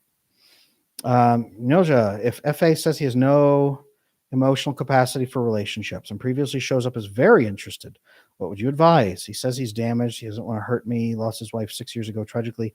Sounds like some trauma response. It also sounds like that avoidant piece. He's lost his novelty dopamine. He's actually trying probably to be ethical and caring with you. Is he willing to learn about oxytocin bonding? What was his bonding like with his wife? Was he able to bond with her?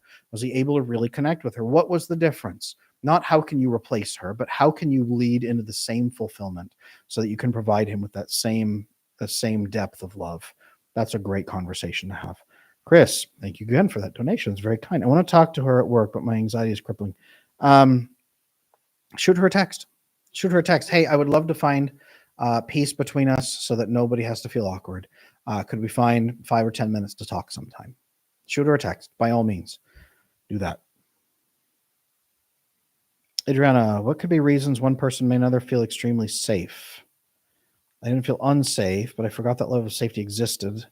Nothing in regards to the 3 people who made me feel that as a child. I can't find a connection. So open, clear, transparent, exact, precise descriptions of needs, expectations, calm understanding when they speak to you, asking questions when you ask for something in return. They're curious, they're open, they don't jump to defensiveness, they don't make a lot of statements, they ask questions instead, and very clear and very calm, and they're emotionally regulated. Those are all really good ways to really open somebody up and help them feel safe. That's the beginning chapter of the How to Love an Avoidant Man video course. It's guys, again, one more time, it's linked at the top of chat, 25% discount. If you need that right now to pick that up, use code YouTube25 at checkout. Make sure you get your savings. But that's the opening chapter in that course, is emotionally regulating, asking questions, and being a calm, centered place to give someone that reduced cortisol so they can even begin doing the proper bonding with you, if that makes sense. That's what you've got to do. All right. I don't want to miss anybody. I'm scrolling back through here.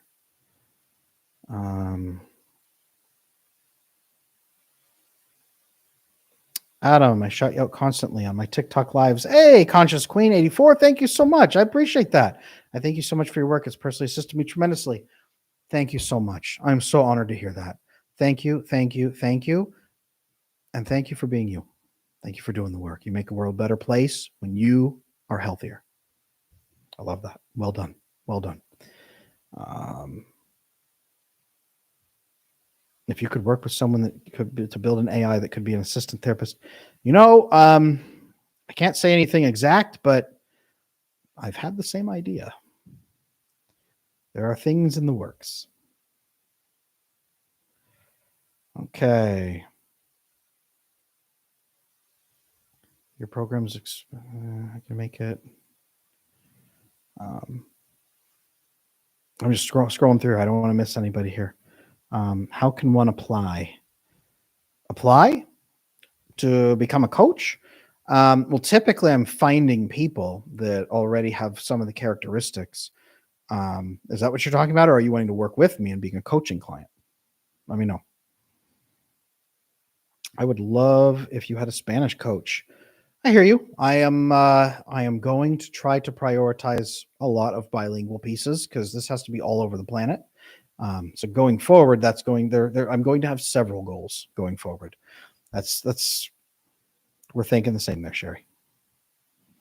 Is there hope for a DA who is 2 years divorced to view relationships in a positive light? His ex-wife argued a lot and was disrespectful during arguments. Beautiful woman that seems anxious. Is there hope for an avoidant man who's 2 years divorced? His ex-wife argued a lot and was disrespectful. Now he has a beautiful woman who's anxious. Yeah, there's always hope. Is he going to gain insight, or is he going to fall into trauma and justify pushing people away because someone hurt him? Is he willing to learn that people have variables and then track those variables? Is he willing to learn, for example, the 4 levels of trust that I teach to my avoidant clients when they come in for coaching? Is he willing to have those conversations and stay his ground and build transparent boundaries with his partner, and then see that the relationship is different? It's something called differentiation. He has to differentiate the new partner from the old partner, so he really sees that difference, so he doesn't just treat her like he treated her or like he wanted to treat her, if that makes sense. Very important. My partner, my boyfriend is DA, Spanish speaking only. We need translations. My partner's Spanish speaking. I work in the Hispanic community. I find many people in that cultural benefit. 100%, 100% with you. I've worked with a lot of Hispanic families. I find that they tend to respond to coaching sometimes better than therapy, just because frankly, a lot of Hispanic men are like, no, I'm not going to therapy because there's nothing wrong with me, and I'm not weak, and I'm not going to talk about my feelings to a stranger. Typically, a lot of resistance, and understandably so. Same as often the Southeast Asian populations, very similar. Like, I'm not going to cry about my feelings in a room to a stranger and get no solutions. I can understand. So yes, 100% coaching with that. I'm wanting to build out those programs for multilingual processes. Definitely on my radar. Sahara loves pursuing a degree in psychology and neuroscience, taking the first steps. Love it. Do you have any advice or something you wish you knew when you started your journey into the field? Understand that they're going to be running you through a largely medical model of mental health. So you have a problem with you. We have to fix it primarily through medication. Here are therapies to help you understand what's messed up with you and support you as the medication does its job. That's largely the psychology process in America and many times up in Canada and in Europe. Understand that there's a medical system. They'll often tell you we don't know why people have mental health problems. Yes, we do. Understand that the research and the information you're looking at is probably about 10 to 15 years out of date, coming out of university. Do a lot of your own research. Look at the journals. Look at the research ongoing now. Look at the fresh stuff like I have been. Stay on the cutting edge, and you will be way ahead of your peers, and you'll actually be able to help people with up-to-date information. That's my recommendation. Do your own research. I love doing research. Fantastic.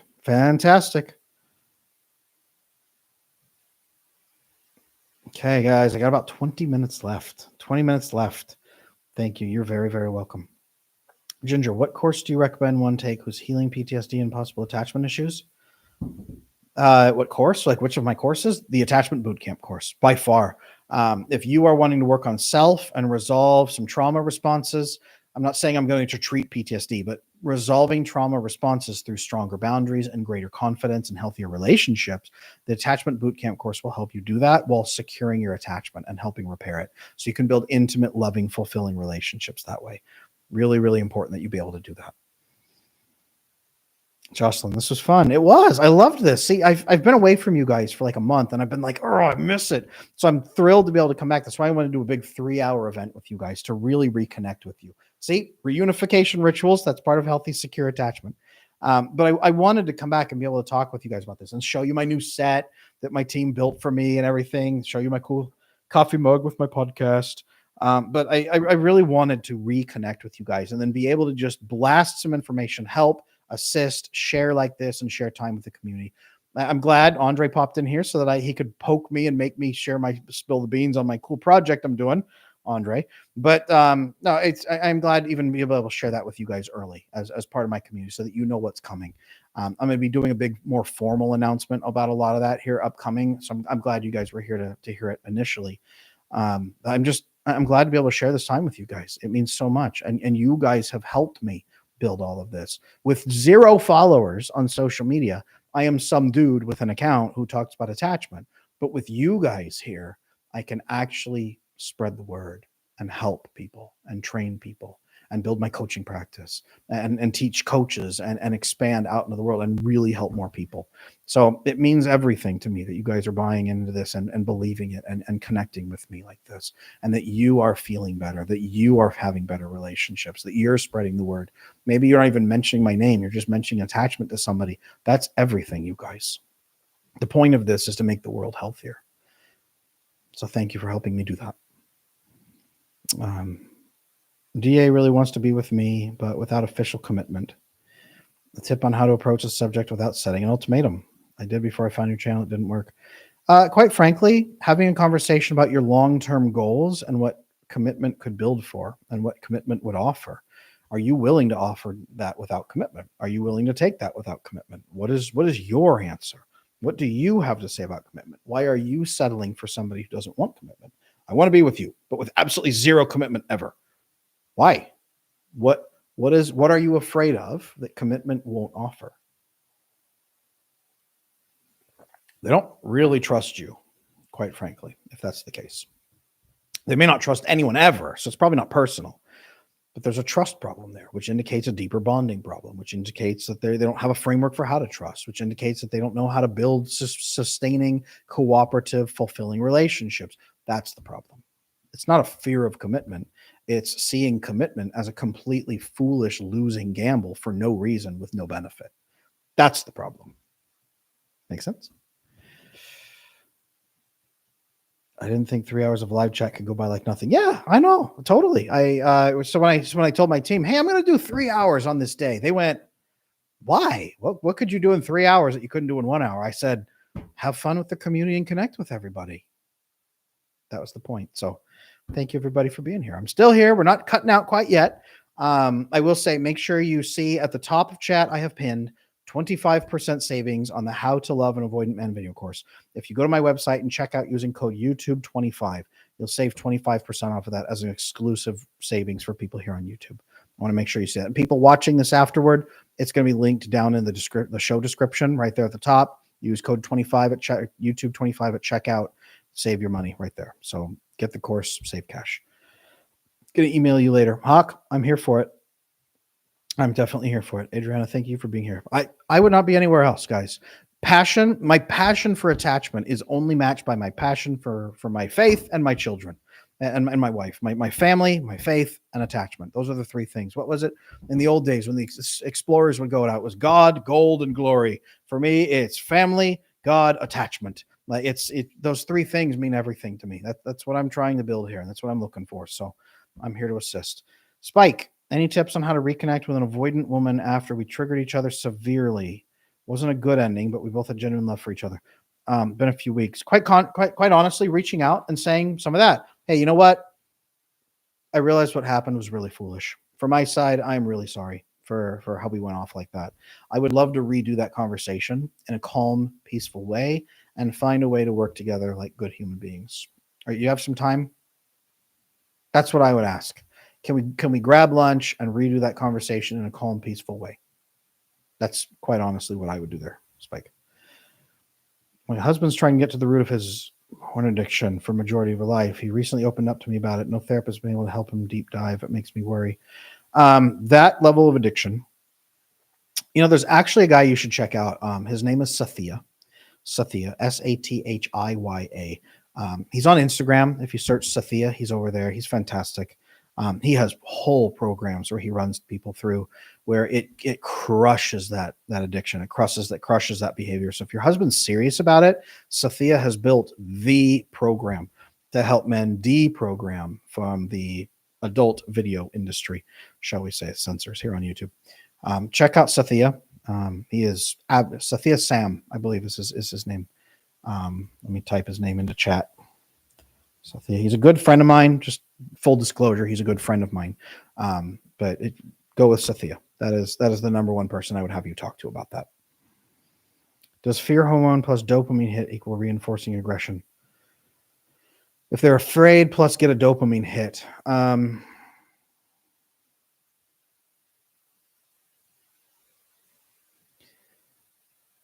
what you're looking at there, a fear response can activate your limbic system. Your dopamine usually tanks at that point. Your dopamine gets massively sucked up and vacuumed out and disappears because you're afraid and you're now in fight or flight. And if you flood with cortisol is what usually happens. So then you go into fight, flight, freeze, or fawn are the three things that you usually tend to do. We usually forget the last two. So it doesn't necessarily mean that cortisol and dopamine is aggression.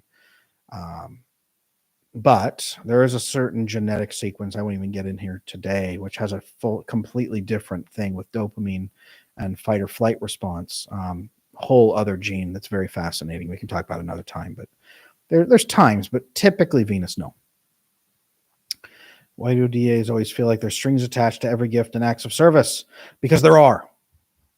I learned this from my friend Andre, who's avoidant. I remember driving in a car with him one time. He said, Adam, you're too nice and it scares me. I said, what? And he said, well, you always do things and I ask you why you do them and you say just because or for no reason. And I know that no reason is not real. There is always a reason. So then I have to wonder, are you being honest with yourself or are you lying to me? Are you lying to yourself or lying to me? Or low insight? What's happening? And I go, no, I just care about you. He said, then say that. That's the reason. I care about you and it makes me feel good to do something for you. So therefore, I am doing this thing for you. So the string attached is really, there is no string attached because you're getting benefit from doing it. So then I don't have to pay you back. And I said, well, that's a horrible transactional way of thinking. And he said, yep, but this is how avoidant people think. So don't ever say no reason ever again. And I said, cool, no problem. That was years back in our friendship. He's been very enlightening and helping for that. So do that, right? State the reason. Be clear about that reason. Be clear and direct. There are reasons, right? There are. Just say what they are. Help them understand. Cynthia, there you go. Thank you, Venus. Yep, typing it there. Does no contact work for avoidant that ghosted me again because I didn't respect his boundaries for space? How long if yes? I'm not a big fan of no contact. To be honest with you, I'm not. It's just retreating and running away, and all it does is reinforce that you guys can only make things work by completely refusing to speak. And that's not how grown-up relationships are supposed to work, you guys. So no contact, I'm not much of a fan of, unless it's like a very intense cooling off, active cooling off period. That's just a passive, let's not speak for 6 months. So no contact typically doesn't work. What typically works is setting a period of time for breathing and then reaching out and saying, when you're ready, I would love to have a conversation where we can kind of talk through this calmly. You specify calmly, where we can talk through this and have a conversation and resolve this together. Please let me know when you're available. So sending an invitation, specifying that it's calm and specifying that it's there for that clarification. Really, really important. Thank you for your efforts. Love your humor. Scary ground for avoidance like East Berlin. So funny to hear as a jump. There you go, Kathy. There you go. There you go. That's what I'm here for. Dendre, Adam, my AA rebounded after I discarded her. You're a DA. When I confronted her about it, she blamed me for the entire breakup. She blocked me. She went no contact. She rebounded with her best friend's older brother. Happens. That's that massive, overwhelming oxytocin addiction. Please show me I'm not worthless. Incredibly common, unfortunately, Den. Are you wanting to reconnect? Are you wanting to reconnect? You said discarded her. Are you wanting to reconnect at all? I mean, it sounds like she just massively rebounded into another oxytocin addiction. No, them. Do they associate the dope hit with stress hormone as active? Oh, for aggression, possibly. It's rarer. It's rarer to say I was stressed out, so I got a dopamine hit, and it made me feel good. For that to lead to aggression and behaviors, typically not. Aggression, like defensive aggression, is like get away from me, fight, get away from me kind of behavioring. Not usually. I mean, you might see that with antisocial personality disorder, sadism kind of thing. They push back and enjoy it. They hurt people and enjoy it. They get stressed out, so they hurt you and they feel really good about it. Again, there is a genetic marker specifically for when you get angry and activated that you and your limbic system fires off, that you flood with dopamine instead, and it feels good to have aggressive tendencies and then make the other person hurt. There is a specific gene for that. It's called the MAOA gene. It does a lot of other things as well, but that's one of the things it does. It's present in maybe, well, it depends on the population and the country, actually. Chris, thank you so much for that donation. I'll take that question. Think about quitting my job to get away from her. A lot of people do that. So that's the anticipation of social pain in your brain. You're running away from the anticipation of social pain so that you don't get hurt like you're afraid you're going to. So now you're thinking of bailing out. I would, if you're going to quit your job and lose the job, I would stop and have the conversation first instead, because that's what I would do first. See what's doable first, if that makes sense. Thank you. He blocked me, so it won't be easy to send him anything. Yeah, no, I hear you. It's if someone's blocking you and cutting off like that, you might ask yourself instead, what is keeping me stuck on this person who is this resistant to being with me and won't have a conversation? Talk, please, about what makes a healthy but avoidant man want to stay with a woman but without physical contact. So they have no physical contact. He's avoidant and he wants to stay with her. Well, it depends how long they're together. It depends if they're long distance. It depends if he can just keep milking the dopamine out long distance, which is possible. A lot of avoidant men get in long distance relationships and then they use you and farm you basically for positive feelings. They can do it for years and years and years. You're kind of like you're like a cool app he can open up and play whenever he feels like it and get his dopamine fix, and then put the phone down. I've seen that a lot. 7 months local, but no physical contact. You're talking about no sex, maybe? I mean, it could be good conversation. It could be that she's transparent and honest and open. It could be that she's refreshing to him if he's honest and open and having that conversation. Typically, I mean, it would have to be what does he see? That's a great conversation. Is what is keeping us together? What are you enjoying? What can I do more of? How are we bonding? What are you appreciating in this relationship? What is working for us? That would be the great conversation to have, rather than me trying to guess about what it might be for him. I recommend you go to him and have that conversation. That'd be a really important thing to do. Would it be advisable for Chris to say reaching out and feels really nervous and anxious about it? They go into sharing. You can. When making up with an avoidant person, it's not usually a great idea, though, to walk in and say, "Hi, I'm emotionally dysregulated, even trying to talk to you." But they're going to go, and it's going to be worse. So this is one of those few cases I would recommend not preloading with that context right up front. Hey, you know what? I've realized that I did some foolish things in that conversation. I'd love to talk with you and build some peace and resolution, whatever that looks like. Do you have maybe a few minutes for us to talk? Could we meet up before work? Could we meet up and have lunch somewhere? Having a calm conversation. Then at that conversation, you can actually say, hey, you know what? Just a heads up, I'm a little nervous about this just because I want to get this right. And I want to be fair to you at the same time. So if I trip over my words a couple of times, I hope you forgive me. That could be a time where you could provide that information, but not right up front. Hi, I'm having feelings. That's just going to be more of a like, oh God, here comes this guy with his feelings again kind of thing, typically.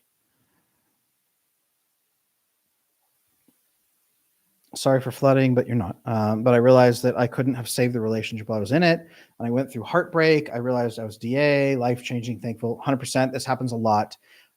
Just use this as information, quite honestly. Use this as a driving factor to fix that avoidant attachment style. That's really it.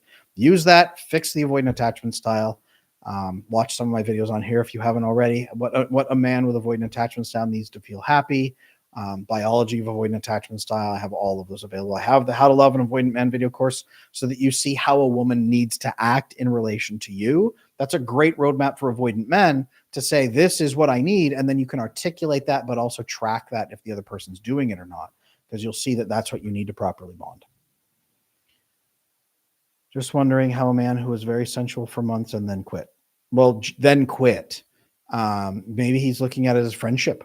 I mean, reading into his brain and just like trying to figure out why he's doing it, it's not going to be helpful, to be honest with you. It needs to be a conversation of, hey, what's going on? Having that conversation. That's really important. Are we receptive and not ignore it, but will? Oh, I just heard you say you're not a fan of no contact. Is this true for breakups as well? If you are broken up, yeah, stop talking to each other, to be honest with you. I remember you saying in a video, give them space, you push them away. I'll be receptive and not ignore, but will not reach out. No, I mean, if you break up, you break up. I'm not much of a fan of getting back together, to be honest with you, for most people, because you broke up for a reason. Now, if you broke up accidentally over a discussion, and then you both have an awareness of, wow, our dynamic is off, and you both have that awareness and want to fix it, that's the time that you could get back together. But it's not like, oh, we broke up, now let's just casually keep talking. I'm really not a fan of that, to be honest with you. I think it just drags things out. That usually means one of you has an oxytocin addiction to the other one. Would you please speak more of what EMDR actually includes? Jay, I recommend you go do that research. I'm not going to be the person to really market for EMDR like that, unless it wouldn't be appropriate for me to sit here and give you an infomercial on it because I'm not an EMDR therapist in particular. I can tell you go do some research on it. Even open up ChatGPT and say, "Hey, ChatGPT, please explain EMDR therapy to me." That would be a great way to start. And then ask ChatGPT more questions about it. ChatGPT should be able to mine the internet because there's a tremendous load of information online. Then check out a local therapist for EMDR. Have them walk you through it. That would be a right move. But start with ChatGPT. That's what we're all using nowadays, isn't it? To get our answers. I was researching just last night about Neanderthal DNA in humans and what it might mean for relationship bonding. So that's what I do, guys. When I have a little bit of spare time, is I talk to ChatGPT about attachment. I'm trying to train the robots to be securely attached. Don't worry, guys. I got us. We're gonna avert Skynet and Terminator with Adam Lane Smith attachment theory. We'll get you there. All right. I can probably take one more question, then I got to duck out of here because I actually have an interview with a potential coach right after this. So we're going to go. All right. How can DA release feelings of overwhelm? Usually they try to flood themselves with dopamine. It doesn't work. And they have to keep pulling away and then binging dopamine to do it. Instead, honestly, what you actually need is proper bonding. And you need to decrease your hypervigilance when you're around people. So you need trust. You need to learn the 4 levels of trust. You need to build that with people and then relax consciously into the connection with them during those moments so that your stress level is lower and you're not walking on eggshells. Most avoidant people are walking on eggshells all the time with everyone they speak to, and they don't like it. And that's what exhausts you. Stop the eggshell effect. That's what I recommend. Everybody, thank you so much for being here. I appreciate you with all of my heart. I just do. I really do. I can't overstate it. Thank you for being you. Make sure you pick up your copy of the Avoidant Man course at 25% off. Use code YouTube25. Again, for everybody watching this later, the 5,000 of you, thank you. Check the show notes. Check the description down below. It'll be linked in there. Code YouTube25. I want to get you that if you need it, okay? For those of you who've been here, thank you so much. I hope you pick up your copy of the book that I dropped in the chat for free. Enjoy. Please keep leaving comments. Please keep asking questions. It means so much to me to wake up in the mornings and flip through and see your guys' comments and respond and answer questions. I love connecting with you guys. Thank you so much. I will talk to you again real soon. Take care of yourselves.